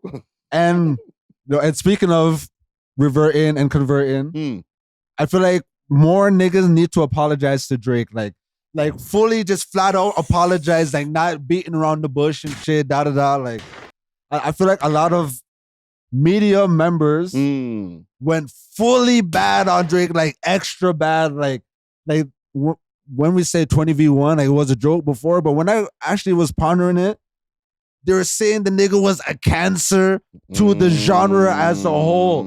Yeah, bro. Bro, they were pulling up midget mans in wheelchairs and shit, saying, oh, Drake was bringing them to the hotel and doing weird shit. And it turns out that he was doing like some philanthropy. Yeah. Some humanitarianism. Yeah, and niggas is trying to, go crazy and call him all kind of stuff for the lawsuit on Twitter. Oh, that was me. Bro, Matt was calling him PDF. Yeah. And then I'm like, okay, sit back. The E-list dropped. Hundreds and thousands of pages of documents. Not one Aubrey Graham, not one Drake. Get him natural. So really, and me, as a Kendrick fan, as one of the proponents, as like, yo, let's change hip hop, blah, blah, blah. I'm like, nah, you niggas is fucked up. A lot of you niggas that was standing on some, oh yeah, we gotta change the game. You niggas is on the list. What the hell? I'm like, yo, nah, fuck this hip hop shit, bro. You don't even want to see the comments right now. Dog, I'm like, yo, I kind of like had like an epiphany, bro.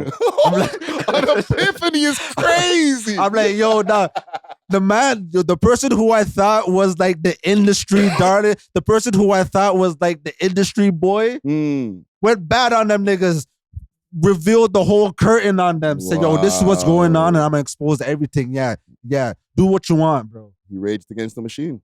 They gave him the Michael Jackson treatment, bro. Try to send doctors after him, try to put some crazy shit on him, you know what I mean? They did everything they could, and then the man still ended up dropping the 3 best albums of the year, bro. That's a fucking powerful DM, Yo, when I bro. go outside, I don't hear these other niggas, bro. You're right about that still. So I'm just like, yo, I just have to be real, dog. And I'm not trying to throw extra hate on top of this nigga says spell epiphany. I'm not looking at the comments anymore. EPIPHANY.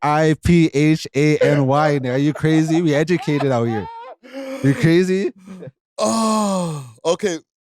I don't want to continue to shit on Kendrick, okay? Maybe I should start becoming a K barber or something. I should reverse, you know what I'm saying? Fine, Freaky Friday, we're going to switch roles. Bro. No, right? But, bro, the interview is not even doing that good.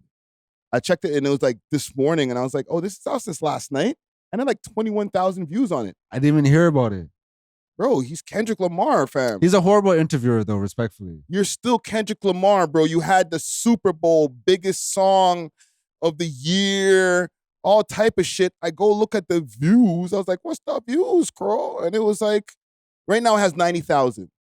Bro, if that was Drake. 1 million. Fam, like the shit we did with the friggin' Bobby Altarf thing did like 500,000 in one day, bro. Yo, he sits with random unknowns. It goes viral.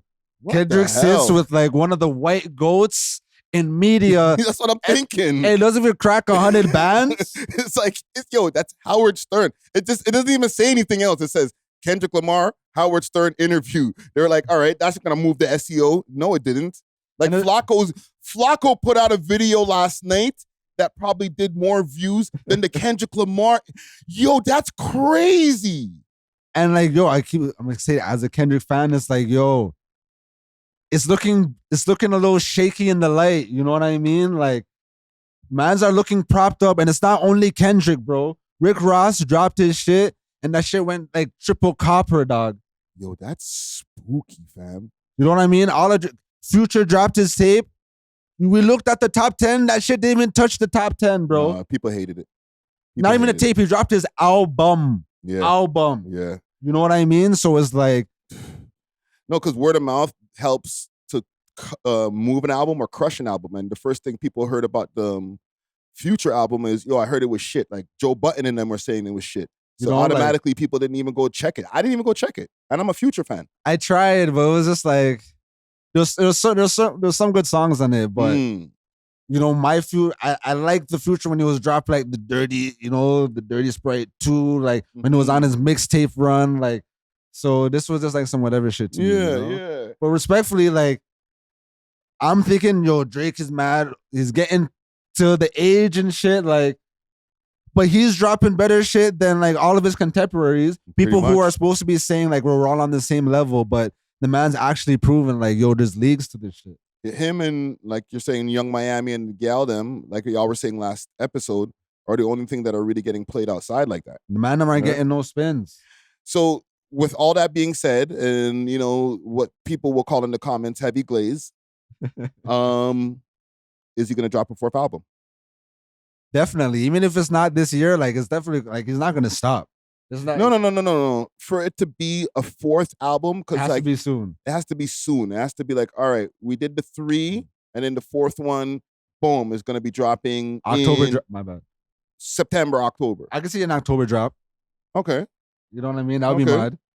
You don't think that that's like, all right, fam, you just gave us 3 albums, you're giving us another one? Or is it like, yo, we're feeding the algorithm? Because I feel like sometimes rappers drop too much fucking music.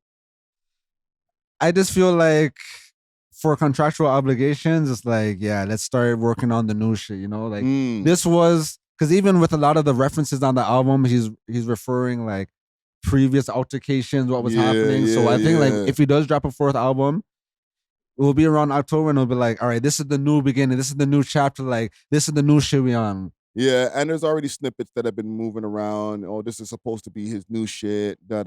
So we'll see. Okay, before we move on. Go. You know what I mean? I'm going to keep glazing Toronto rappers. Because right now, Canadian musicians are killing American musicians right now. I don't give a fuck, bro. Drake dropped 3 amazing projects that penetrated the globe, nigga. Pause. Tory Lanez is in jail. Hey, yo, dropped a double disc, and he murdered everybody that's out right now. Yeah. Over the weekend, I'm like, yo, let's see what's going on in these Toronto streets. Let's see what's going on. Mm-hmm. Friyie dropped an album. And like, I wasn't too familiar with a lot of his, but like, I knew 1-2 tracks, but like, I don't know, in my mind, he was more like a rapper, you know? So like, when I put the album on, I was just expecting like pure rap, you know what I mean? You're expecting like what do you call, like 90s bars type style?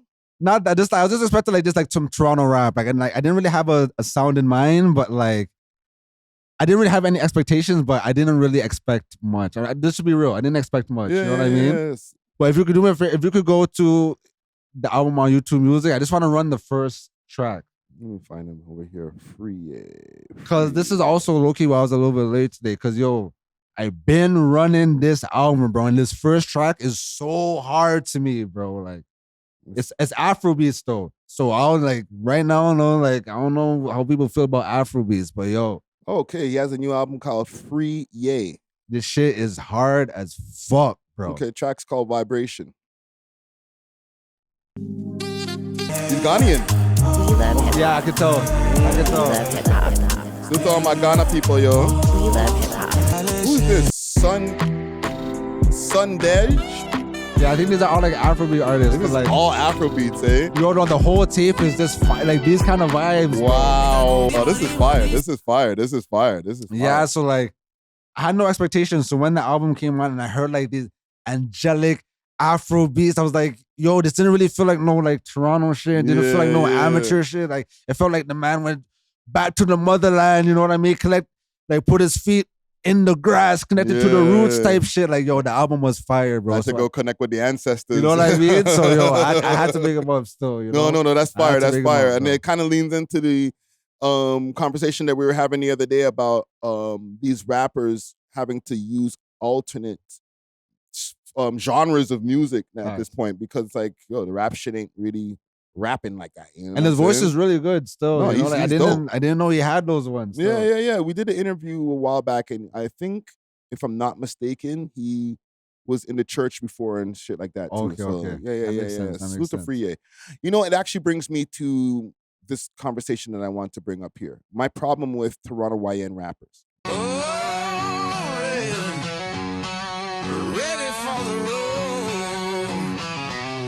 Roll Ready Detailing, now open 7 days a week from 8 to 5 p.m. 750 Oakdale Road, Unit 66, specializing in ceramic coating perpetual with warranty, PPF, tints, wraps, vinyl wraps, and hand car washes. Remember, we clean anything on wheels.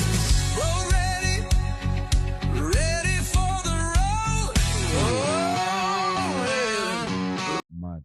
Okay. I don't know, and I don't want to put anybody's name in the reason why this, I don't want to even call it a rant, but this stream of consciousness came off, right? But I was on the Reddit, as I usually be, and I was seeing another masked up rapper with the guitar or the piano melody beat, singing some auto-tune shit. And I was like, what the fuck, bro? This is like the app, like this is why our scene is dead right now, fam. Like, we haven't been able to pick new rappers because all of the new rappers that I see, as far as the street shit, there's a lot of other people who are doing unique and cool things, okay? I'm talking about the hood shit that a lot of people cling to, period, worldwide. From Toronto, people ain't fucking with it because auto-tune flow, 90% of them are wearing the masks. And I'm not just talking about like the full balaclava. I'm talking about the medical, the Ovid mask. If it's not on their face, it's around their neck. Yeah, there is like a huge lack of creativity within the scene. Not only that, the black Nike Tech suits, enough of them have it, like especially if they're on the way up. And if it's not the Nike Tech suit, I have it written down here, fam. Right? My problem is I have my gripes written down. If it's not the Nike Tech suit, it's the Chrome Hearts. That's a little better though. But it's like, it's a uniform.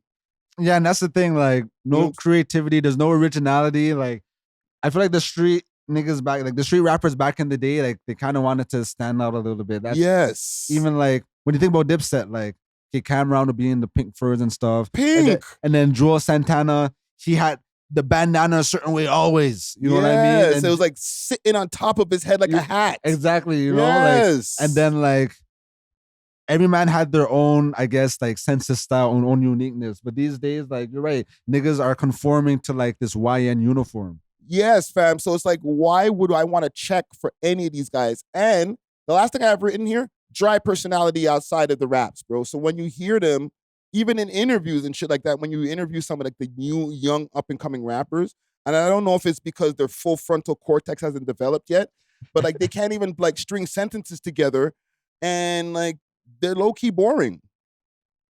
Yeah, but a lot of these niggas aren't even like educated to like the minimum, bro. Like, you realize how stupid a lot of these niggas are when you try to have a conversation with them. Yes. And then it comes across when like they sit down for an interview and they can't even answer a simple question. They're mumble mouth, you know what I mean? Like, they can't get witty, they have no jargon. Like, it's a turnoff if I'm a fan and I get to see this rapper now like in a different element. I'm like, you sound low-key dumb. I don't even want to listen to you no more. You know what I'm saying? So it's like, how are we supposed to grow a new scene, at least out of the street shit? Okay, again, I'll reiterate, the people who are doing like the quote unquote good guy mesquite rappers or good girls, like, y'all do your thing. I'm talking about the hood niggas, pause, like the street niggas. There's just no hope right now if every youngin' that I see, and we were even talking off the scene, like if they don't have the fucking balaclava, they literally have their face clouded. So like, you don't even want to be a star, fam. Like, why are you even rapping, bro?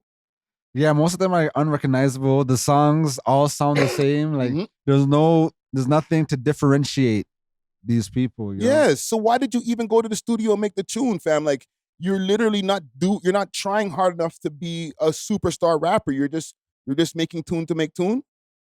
I think some rats are just making tunes for the hood. But bro, like Tunes they for the don't have, block. so their dreams are not big anymore. They're not like, yo, I want to be as big as Drake. Yeah, I don't think most. There are certain rappers that are like that, but I don't think most mans are like that. I think most mans are just there for vibes. The ones who are like that are the ones who actually show their face, even if they're talking just hood shit. Like Exactly. they're like, you know what, I'm gonna take the risk. I know, like, okay, maybe the guys, my members in the video have masks on and shit, but I'm gonna show my face because I want people to remember my face because it's gonna be going somewhere. Okay, so I'm gonna say a name. You know, like this is not. I don't think We're that, live, so I don't know. Yeah. Yeah, I don't think that this person.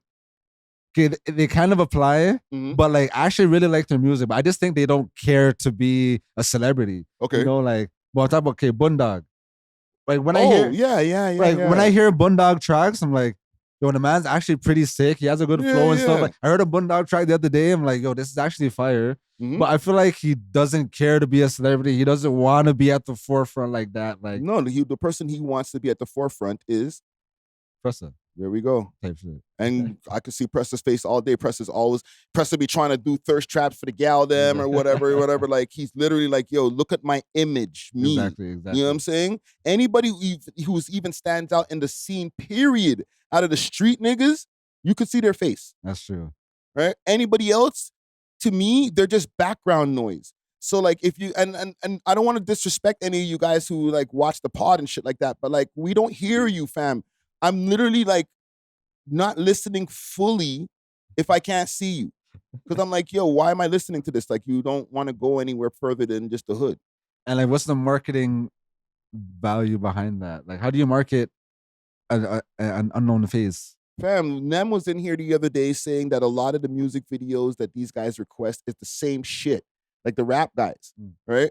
And like he'll have like different like visions in his mind with like a storyboard, different things, and they don't want that. They just want to do the Airbnb or you know in front of their building or whatever. It's like it's an idiot thing, bro. Yeah, but okay, for most street niggas, like, would it make sense for them to take an artistic route and like? Yes, because somebody might see this artistic video from the street nigga, i.e. a Rumor or RMR. You remember Rumor? That's my homie. It sounds familiar. He was the guy, he's a singer actually, but he wore the ski masks all the time at first. He blew up during the pandemic. Oh, I remember right? I remember him. Because he remade the Country Guys song, the Wilson Flats, I think is the people that he made the song, and they had the guns in the video and all that. That was hard. That was hard. But his voice was actually sick. Yeah. You know what I'm saying? So it was like, he was using the mask thing as a spin. Exactly. You know what I'm saying? These niggas use it as a uniform, and they're not even close to as talented as he is. And it's like, so then what's the point, bro? Do you want, and then some of these niggas be DMing me to do interviews, and I'm like, yo, why would I even want to interview you? What are you gonna do? Come in here with the mask? I was about to say, like, it's expensive to be creative, but if you're creative, you could find ways to make it inexpensive. You know, by just using your creativity type shit, you know? So like, I don't know. I just think mans don't care to think outside the box. Like, they have the idea to make a track and then they just approach it the most bare bones surface level way. Yeah. It wasn't like a crazy rant, like fuck all these rappers or whatever, but like, I just feel like, yo, you guys are not even trying hard enough. So like, our scene is fucking dead, bro. I think the artists who are putting out effort, it's being received and reciprocated. Yes. The artists who are doing low effort, same shit. The low effort is being reciprocated back to you. That's why there's only a few people at the top right now, because there's only a few people actually putting the effort to showcase their shit. And you know, hopefully everybody could take it to the umpteenth degree and encourage some kind of like inspiration so that the younger generations, like the 18, 19-year-olds will be like, you know, let me try something different. Facts. You know what I'm saying? Because like a lot of these guys who I see who are like literally 18 to like 21, zero creativity. So it's like, if you guys are the new gen, bro, then there's no hope for the new gen. Which kind of surprises me because like, for the street niggas, we all grew up on the same shit. You know what I mean? Like we watched 106 in Park.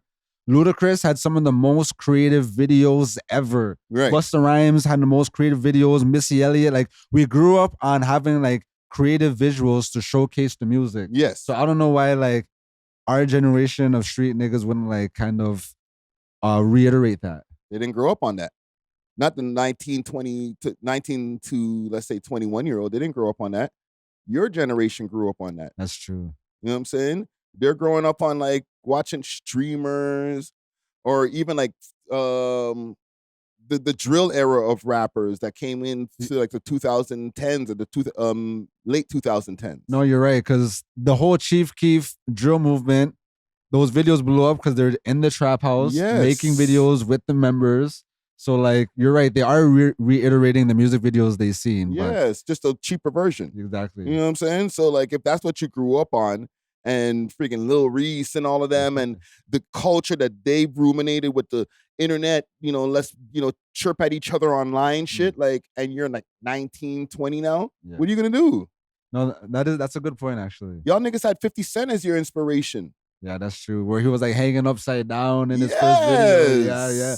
Jay-Z, big pimping on the yacht and shit. Like, facts, bro. Facts. It's a different time, fam. Like, these guys might have like Lil Uzi to look up to. No, that's true.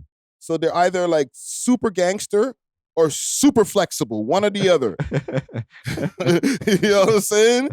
And at least the flexible ones, like, you know what? That sounds crazy for even me to say, because the flexible ones are probably getting through further than the super gangster rappers, but that's because they fit the agenda. Yo, I don't know. Do I want to say that? Okay, I've been bigging up music. I'm gonna keep bigging up music. Saucy Santana has a fucking banger right now. What the fuck? Young Miami has a banger, and Saucy Santana has a banger. I'm like, what the fuck is Guadin in rap right now, dog? For real, dog.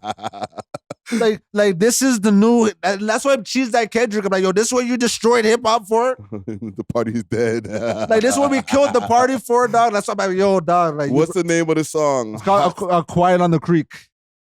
What? Oh my God, 2.7 million plays on and it YouTube just dropped, music, bro. Yo, like, what's Guanin, dog? Okay, all right, listen. The man with breasts and a beard has one of the biggest truths. I'm like, yo, this is the rap that we try to preserve 50 plus years. I'm like, all right, y'all got it, bro. The hip, the hop, the hip. We watched the party that y'all got it, bro. I can't be a Kendrick fan no more, bro. Fuck this shit, bro. Hold on. The first time only, and more only time. I'm playing a Saucy Santana track on the We Love Hip Hop podcast. Fuck it, let's go, man. Let's go. Quiet on the Creek. I used to go fishing when I was a little girl. You got me. Hey, at home, you can don't bump your head at home. Hey. Bye. I'm humping my head here. I'm just kind of fucking okay. He's talking about a dude. Yo, I'm at the function. Yo, I'm running shoes. I'm running Young Miami Spendash. I'm running the new trim. Y'all come up to me. Oh, could you please pay the new Saucy Santana? I'm like, the new Saucy Santana. What the fuck you talking about? Ran it. But I'm on a bud man. Ran it. The whole place went up. I'm like, all right, bro. Girl started doing backflips and shit. This is the 2026 hip hop, bro. Y'all got it now. Y'all got it. We outside, bro. We here now, bro. The fix is in. Wow. I did not know that we were going here today. Not even just here, like just with the podcast. I'm talking about just period in hip hop, bro. Because that track didn't sound half bad. But then like I'm listening to the bars and I'm like, yo, you rapping to a nigga. Let me stop. But if I'm a girl, like I guess I'm not gonna give a fuck. Who else had a banger? Rakai had a banger. Rakai? The streamer. Yo, man. Him and Blackboy Max, yes. Like I run that song in the clubs, bro. Like in the club. Yes. And it goes up. This nigga's like 16 years old, bro. Yo. A stream. He's not even a real rap. Like he went on Blackboy Max's stream and they just cooked up a track. You know what I mean? No, bro, you're right, because the halftime show for the World Cup, one of the people who came out was I Show Speed. Speed, yeah. And he came out to it with a new tune, not his World Cup. They made him do a new tune that was just specific for the World Cup soundtrack. So it just goes to show the state we're in. You know what I mean? So like, you guys better be thanking Drake that he gave y'all some shit. That's the only person left. Respectfully. Wow. Listen, we ain't getting back to a Drake topic. Okay, I got some old head beef for us to discuss over here. All right, I want to put you on to something here. Old head beef for the people with the gray beards, but I'm gonna put you're not even a youngin', bro. Once you're past 30 years old, you're not a fucking I'm unk. You're in the unk status. But you might not have known about the 38 Spesh versus Jadakiss beef. I heard about it, but I didn't really like take it in too much. Okay, so before I get into it, what do you know about it? Like just from the outside, as a 30-year-old going, when you're gonna be 31? Just now, no? Yeah, in October. Okay, so almost 31-year-old man. What do you know about this old head beef here? Just off the top. So I think 38 Spesh wanted like to work with Jadakiss, but Jadakiss was kind of like dubbing it for a little bit. So 38 Spesh started.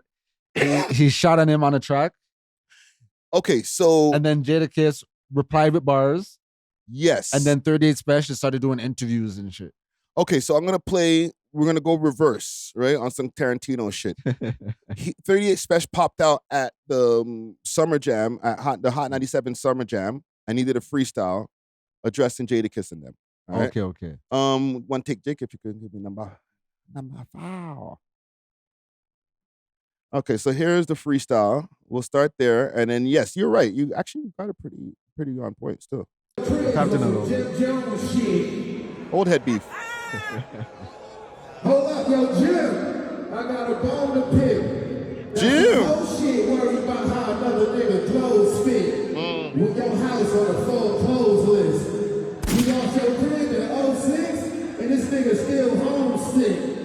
What I really don't get, you wanna be a street nigga so bad that you got alcohol, old bitch. But Poe said she don't blow dick. What? Poe said she don't blow dick. Man, this nigga talking like a boss, but ain't giving out no jobs. Nigga, you can't even go home and get a blowjob. Oof. Before you made cash off rap, what was your job? Jim Story's faker than the one fat Joe robbed. And your broad face type ballad, without that body work, that bitch really shake like Khaled. Better replace them steaks for some late night salads. No matter how much you hate, you can't take my talent. You fucking with a real man with skilled hands. I took kilograms and build brands. Got a flow that can fill stands. And only reason Kiss eating, cause he Fat Joe little man. And since y'all really got that hook from Stove Dog, I just might go in the back and hook Stove Dog. Kiss, you'll never be your own boss. And only a bitch ass nigga record phone calls. Trust. Only a bitch ass nigga record phone calls. And he said he'll go in the back because like they have a song together. How did you hear all that? Old head ears. No, because you say, he got a Kiss. He got at Kiss saying, he got at Fat Joe saying that, what did he say to Kiss? That he's Fat Joe's little man. Oh, because of the podcast they do together? Right? And Fat Joe actually has a song out with featuring Jadakiss and 38 Spesh. Oh, okay. Okay, he got 38 Special on the hook. Salute to 38 Spesh. And what ended up happening now, they released the song, and yes, before this freestyle that happened just the other day at the Hot 97 the Summer Jam, before that freestyle, yes, he was going around on interviews. He went on a Bag Fuel and he was talking crazy about Jadakiss and Fat Joe and them. But let me play the music video here, or just a clip from the music video of Fat Joe, Jadakiss, and when niggas lose track of the time, throw them a rollie. In case we gotta commit a crime, go get a stoley. Hear it, then you hear it again. Okay, so then he got at him in there. Yeah, that's something that my pops about. Okay, I got one more clip for us because you are right. 38 Spesh was talking crazy, or not? 38 Spesh. My boy there. Yeah, 38 Spesh. He was talking crazy in the interview, right? So you know, it's some niggas that respect it and just gonna work with you because they fans of the art. And some niggas gonna hear you. That Stove God show. Act like they hold on, don't. let me rewind this. That Stove God show should have went down, bro. Stove God came with that crazy hook on that track right there. Because Holy. we all know, how this shit go. You understand? So you know, it's some niggas that respect it and just gonna work with you because they fans of the art. And some niggas gonna hear you and act like they don't or be scared to work with you. Why do you think they're scared to work? Not with you, but why are those people scared to work with people that are... Some people don't want to be outshined on the record. Like, to be honest with you, I did a record with Benny. He put in with Benny and Kiss, and I happen to have the best verse on the record. I smoked the record, and Kiss never did a song with me again. He never did a song with me again. He never did a song with me again. And I don't think he'll ever do a song with me again. No, being honest with you, the song called Sunday School, like, and you know, he told me, like, why you do that on that record? Like, everybody, it was the talk of that time. And I don't think it'll ever be a chance. You got a chance to come redeem yourself, Kiss. Come on. Come outside. Come outside, nigga. Come outside. He's talking hey, top come five. outside. We Crazy talking top right five. now. We talking top five. He's talking to top we talking five, top real Listen, crazy right listen, now. you go play Sunday school. I ain't never heard nobody talking top five yo, like hey, that. Yo, and that's a, hey, man. Hey, he been ducking me since. Ducking. Like, I'm gonna be honest with you. Yeah, that's how it is. He been ducking me since. It's hey, man. You heard? Y'all gonna have to reorder y'all top five, man. It's, you heard? Oh my God! Y'all gonna have to reorder y'all top five, my nigga. It's new niggas and it's new niggas in the building. Upstate is here. We can't have the same top five. We can't have the same top five. That's Rochester. No, winning top five is not gonna change. No, Rochester and Buffalo is not the same. He's Let's Rochester. It's not the same. He's Rochester. They violent. They both violent. I'm from Rochester, nigga. I'm See, from you Rochester, ain't been up nigga. It's a there difference. Syracuse different. It's a difference, nigga. Binghamton. It's a difference. Okay, so you get the point. We get the point. He's getting at Jada crazy. Now, two questions. Is he tripping because it was just all about Jada don't want to do the verse with him? And would he be violating him now if Jada had done the verse? I don't think he'd be violating him now if Jada did the verse, of course. Because like, he's saying he's going to reshuffle the top five. But I feel like he's just popping his shit, you know? Like, as a rapper should, I don't like this new thing where it's like, yo, why are rappers trying to diss other rappers? It's like, bro, yeah, that's hip hop, you know what I mean? You got to be competitive. And like, you know, he's going to say he has the best verse on the track, as he should, you know? Mm-hmm. And if you haven't wanted to see me on the court since, I'm going to say you ducked. Like, I don't know if he's right or not. Like, Jadakiss been mad busy. Doesn't he do like... There's a podcast on Netflix, bro. Exactly. Doesn't he do like, oh, no, that's Styles that does the smoothies the and juices. shit, like. No, he's part owner of one of the Juice for Life also. Okay, yeah, so, you know, like, I'm mad bit. I don't want to do your track, bro. So, I see both sides of it, and like, I'm here for this. I feel like this is what like hip hop needs. Like, it's gonna activate like the geriatrics them, you know. So, why do you think Jadakiss didn't do the track? I know he's saying whatever he's saying on the interview, like whatever. I had the best verse, and since then he's been ducking me.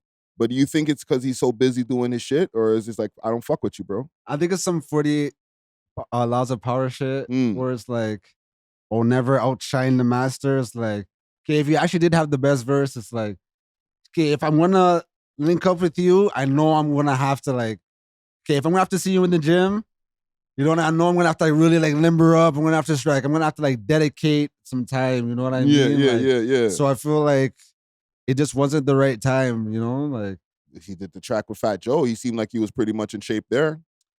Yeah, but he wasn't going crazy. Like it was a good verse. Yeah, you know what I mean? It was like, Jadakiss, a good Jadakiss verse. Exactly. But it wasn't one of his best verses ever. If I know this young bull, which compared to a young boy, you know, 38 Spesh is probably 38 years old, you know? Yeah. But like, if I know like this new rapper in the game is trying to like tear my head off, I know I'm gonna have to come extra correct type shit. Yeah. Shit, man. I know I don't feel like because like I've been following this in the background. You know what I mean? I just didn't bring it to the pod because like it's kind of old head beef, but same way, like I don't know if like Jadakiss has been like looking at him as a guy to really give a shit about, bro. These guys, they're like they're new rappers, but they're still kind of old. In the sense of like they've been making music, but they're only just getting like a little pop off now. Yeah. But okay, besides that, what about the point of yes, they're still kind of old, but they're for this new generation of like bars, there's like the new guys, right? Benny and those guys came in like when they were 38 and stuff. Now Jadakiss is probably like 50 years old. Shouldn't there be something to bring in the new guard of rappers? You're gonna be gatekeeping the shit, bro. I can't get a Jadakiss fucking feature to help me build up my career. Yeah, I do think mans do go on Hollywood. You know, like a lot of these rappers, they start making their green smoothies and shit, and all of a sudden they don't remember what it was like growing up. And are they both from New York? Well, he's from Rochester, New York, so it's not like it's not the 5 boroughs. Yeah, but I feel like New York expanded now. Like, isn't Benny the Butcher and them? They're from like Buffalo. Buffalo, like. Yeah, but the thing is, even I can't even say with Jadakiss because Yonkers is not part of the 5 boroughs either. Type shit, you know? It's like going to like a grimy saga. Yeah, but I don't know. I just feel like a lot of niggas be locking the door, closing the gate and shit, you know? So I'm not mad at 38 Spesh making some noise, you know? Like, I never knew of his music before this. And I feel like that's the case for a lot of people in my age range, you know? So I feel like the Bulls gotta buck up a little bit, you know? Like, sometimes the OGs be trying to sun niggas. Yeah. And, like, you could, like, respectfully, like, sun mans, you know what I mean? On, like, some boss shit, or you could just... But if you're dismissing mans and shit, then it's like, all right, bro. Come on, fam. Like, I don't know, bro. I just felt it was a little bit on both sides. It was weird for Jadakiss to be on some gatekeeper shit, or not gatekeeper shit. Like, bro, it's not like 38 Special is whack. 38 Special, like, as a fan of like that type of music, amazing. And I feel like Jadakiss has been like an enforcer of the quote unquote real hip hop. We need to bring that back. So it's like, all right, bring it back. But then I also understand on the other side with 38 Special, like, bro, you might be approaching me a little bit too aggressive, fam. Like, I don't want to do the fucking track right now, bro. Just leave me alone. Because patience is a virtue. Like, who knows that, like, now that he's actually making music again, like, he would have actually did the verse now. Yeah. Those guys always be making something, but, like, salute to both parties. You know, also, and this breaking the fourth wall quickly, part of the reason I brought this up, low-key, on the Clips channel, old head rap runs. No, of course, because our demographic is like, of course, there are some YNs that approach me on roads and shit, and there's mans in my age range that approach me on roads. Yeah. But there's enough, like, OGs that approach me like, yo, I see you doing your thing, young boy. Like, so yeah, I think this would definitely like be mad relevant to them. No, fam, like there's people in our audience who are very not like invested, but because like they have lives and shit like that, right? But they're like, a lie, like 38 Specials beefing with so and so. Oh, they're never gonna bring that shit up on We Love Hip Hop. No, hell, yeah. I'm 50 years old. I'm paying attention. You know what I'm saying? We ain't just gonna have to talk about Toronto rappers crashing out all the time. But I do have one more topic. Surveillance pricing. Have you ever heard of this? No, what's that? So just to give you a rough thing before I play the video, this is pricing that they already have in other countries like the UK and stuff like that, where they price you based on your demographic and area that you live in. Okay. So if you're doing like a DoorDash or whatever, they'll price you differently than, let's say, they'll price me based on where I live and my age. Oh, okay, I see. And demo. Okay, so you might see like a slight price difference in certain items on your in the rack. No, that makes sense. All right. Canada is trying to not have that come over here. All right, so if you could give me a screen over here. And this is courtesy of CBC News Toronto. Yo, already be familiar with dynamic pricing. When you order an Uber and the price changes based on the time of day. Surveillance pricing is different. It's when companies use your personal online data, could be your browsing history or even your postal code, to determine how much to charge you. Reports indicate that Walmart and Amazon are among the companies using it in the U.S. Because it's commonplace in the U.S. and it won't stop there unless we act. In a motion that passed through the executive committee Tuesday, Mayor Olivia Chow asked city staff to look into how they can ban and regulate this practice when it comes to the prices of groceries, including products sold online. Though councillors couldn't cite direct evidence that surveillance pricing is happening at any grocery stores in the city. Why would we wait for people to be hurt when we can get ahead of it? A.W.O.L's spokesperson told CBC in a statement they don't use surveillance pricing and never will. Meanwhile, the Federal Competition Bureau has tracked over 60 companies in Canada that offer algorithmic pricing services. I just wouldn't agree that it's not happening here. The question is how and when. This researcher says the issue needs to be better studied on this side of the border. So part of the City of Toronto's work is probably going to have to be understanding more about how grocers are, when and if they are calibrating prices in that way. Surveillance pricing has been a topic of discussion for multiple levels of government recently. Manitoba introduced legislation to tackle it, while a motion to ban it was voted down in Ottawa. The federal government said they'll instead crack down on the issue as part of its new privacy bill. We love hip A hop. similar motion was also voted down in Ontario, after Ford gave his 2 cents, saying a free market helps to keep costs low. Let the market dictate. There's no better way of letting people get lower costs on no matter if it's cars or homes or groceries than competition. That is what we believe in. That's a capitalist society, a market. The other one is socialism. Despite past objections, city councillors know they can't tackle this on their own. Councillor Alejandro Bravo amended the motion to ask different levels of government to act. I mean, the premier changes his mind. He changed his mind about his jet. He'll change his mind again about other things. City Council will debate this motion next week. Nama Weingarten, CBC News, Toronto. It's got to take a shot at a little old Ford there. So, are you okay with surveillance pricing or against it? Because at first I was like against it because I'm like, oh, they're gonna price surge mans. But I feel like in certain areas it would be the opposite. Where like, yo, these niggas is broke. Like, yeah, So, but personally, because I order my groceries through Uber, more times, because like I don't want to be carrying all that shit, Right. But I noticed that what Uber has been doing is like, okay, they will double charge you, and if you don't say nothing, then like they just kind of like go on easy, you know what I mean? And like I feel like a lot of these companies are doing things that like are little like shady practices. Because I looked it up, I'm like, yo, why does Uber keep double charging me every time I order? Yeah. And then like a lot of people have been going through this as well. They'll get like mystery charges on their hidden cost type shit, you know? Yeah. I think I kind of agree with you with what you're saying. Like, it can help in one way where if you live in a impoverished area, you can take advantage of the surveillance pricing and vice versa. But you could also, there's always room for fraud. Yeah.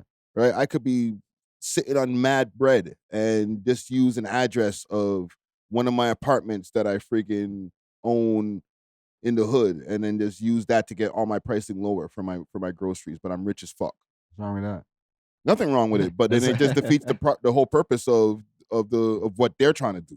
But you said you own the apartment, so yeah, I'm ordering groceries to one of my cribs. What's going on? Yeah, but I can afford it. Like if you go and I put it to my actual crib of where I live, and I live in like Rosedale or some shit like that, then the price would be considerably higher. Yeah, I'm pro finessing. I think. Yeah. I think that's always gonna happen. I seen like a meme the other day where it's like, yo, a lot of people are struggling because they're doing everything the right way. Like they're not trying to take a little short. We're not.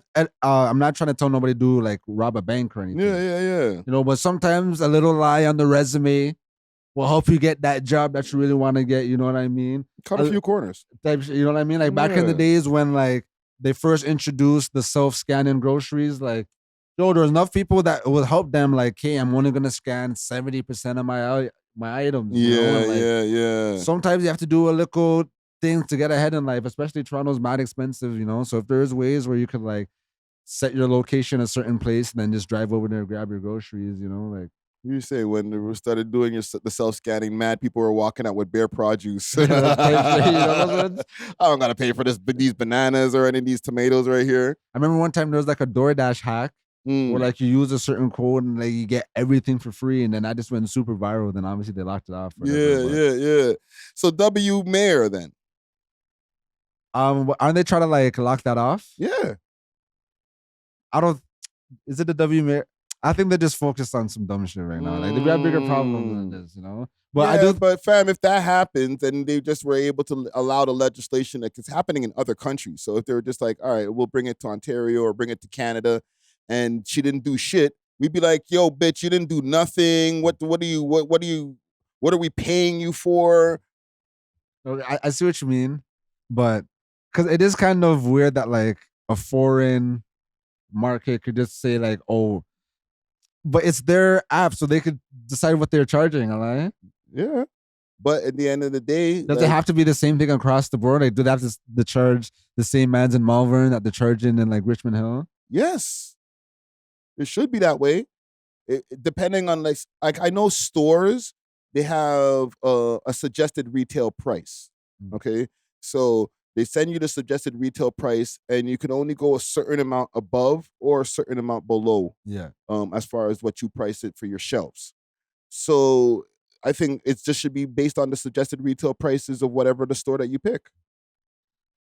I don't know. I think everything is circumstantial. Like even when you go downtown and like you leave a club or whatever, when everyone's ordering Ubers and stuff, it's like, oh, there's a price surge because right now it's hot. Yes. Demand's hot right now. You want an Uber, it's twice, it's double. You know what I mean? And it's just like, all right, nigga, like it's their service, you know? Like if you don't like it, don't use the service. Yes, but the woman explained that in the beginning of the thing. She said, that's price surging. Now imagine they're saying your Uber costs this much because you live downtown, so you could afford it. But the next man lives in Malvern, so his is cheaper. I'm not mad at it still. I just see like, it is. Wouldn't you look at that a little unfair though? Like, fam, like I'm literally just going down the street. What do you mean my Uber's $30? But if I could afford it, then you know, and I don't think they're doing it that crazy. They're assuming you could afford it based on where you live. And your algorithm, like, okay, yeah, I like to go out and like, you know, you take out the shotties and thing. They're like, yeah, Uber's $30. You're only going 5 minutes away. Next man's going 30 minutes away. $30 for him too. Yo, you're going to the hood, fam. Like, allow him. No, I do see what you mean still. Like it is, but I don't know because I'm just thinking like if I run an app, like I'm doing the same. If any way I could get more bread, because at a certain point, it's not about customer acquisition. Like, we've got as many customers as we could get. The whole world is using Uber. You go Zimbabwe, niggas are getting Ubers and shit. Listen, you know what I mean? So it's like, all right. How could we get more bread? All right, start price surging. Okay, we did all the price surging in all the clubs and all the neighborhoods. It's like, all right, okay, all the rich areas, we're gonna give them a 5% tax just because they're up. Yeah. Wherever Drake was growing up, yeah, them niggas over there, 5% tax. So Forest Hill, if you're going back to Forest Hill, it costs you mad bread. Yo, where was Prince living in Toronto? Yeah. Them niggas over there, Rosedale. 10%. Yeah. Fuck, Rosedale will probably be mad expensive to go to, bro. Like even just like downtown, Rosedale is downtown, right? You know? So like a trip from like the Eaton Center to Rosedale, $50. Come on, you got it. But as a man that uses Uber and Lyft, you know, like it's still not affordable. Like I Uber everywhere, literally. I did a wedding in Alliston, Ontario, bro. It's like more than an hour away. It was like $60 to get there. You know what I mean? And now like, that's gonna change. If Uber could be like, oh, you live downtown? Oh, that's a nice apartment still. Okay. That $60 Alliston trip's gonna turn into $120. They start pocket watching you. Like they're algorithmically pocket watching you. That'd be crazy. So hopefully they still stay within the guidelines. That's what I'm saying. No, just don't bring it at all. Keep that shit over there in the UK and wherever else you guys are doing that algorithm pricing. Are you fucking sick, bro? What if you just came up like, and then you're back down again, and then they just keep on basing you off of the time when you were up? That is true. That's marriage, though. And that's child support. Like, bro, I don't want the algorithm deciding what I pay for an Uber or for my freaking vegetables. Nothing, fam. Let me just get the fair pricing. This is why, and listen, this might be a hot take, and we'll end the pod here. I think Shorty's doing a good job. Olivia Chow? Olivia's doing a great job. Okay, great is crazy. Let me take it back. I'm glazing. But good. In comparison, like, fam, we complain about these people all the time. What do we need to complain about with her? In the sense of accessibility and her actually trying to like be a part of the community, listen to the community, and like make changes within her reach. You know, I have to agree with you still. Like, I don't have many complaints within her, I guess, tenure. You know, within her stint. You know what I mean? Because like, what's she been here, like 2 years or something like that now? A lot of the problems she inherited, and she's and she's dealing with other man them's mess. You know what I mean? So this has been my point, even when I bring it up in the crib. Like, it's because like sometimes when you glaze these people or you're like you big them up, you're like, these guys, the fucking politicians, like, no, they're all shit. They're looking at our city is going to shit. Like, no, fam, you came in with a city that was already going to shit. Exactly. You know what I'm saying? So like, you're not making it worse. And you know, she shows up to the events. Like, I seen her at Kitty Caravana. Yes. Joshua Lucas was there, played. You know, had Olivia winding up and them thing there. You know, so I do appreciate her at least trying to reach out to the community. You know? And I don't mind the off the cuff speeches neither, bro. You know, like, she'd get off the script real quick, you know what I'm saying? And she'd be like, I'm going to sound crazy, so listen, I'm not being xenophobic, but she'll be like, you know, we have to bring this community center because it's going to be a good thing for the community to wake up. Like, she'll just stop reading the shit, wake up and feel good for everybody. And then it's like, yo, you know that shit wasn't written down, fam. Like, now you're just freestyling, but... You know, I make jokes because of the accent, whatever, but I fuck with it, fam. I think like, it humanizes her. Rather than just like a robot just saying a speech. Yeah, like, it's like, old lady, okay, enough. Like, you're going too long, but I fuck with it. Like 4 scores and 7 years ago, or you know, it's like we don't want to hear all that. Yeah, man. Like, W. Olivia, man. Like, I don't know. Like, if you see this, fam, pull up, fam. I'm not even glazing to try to get you on the show.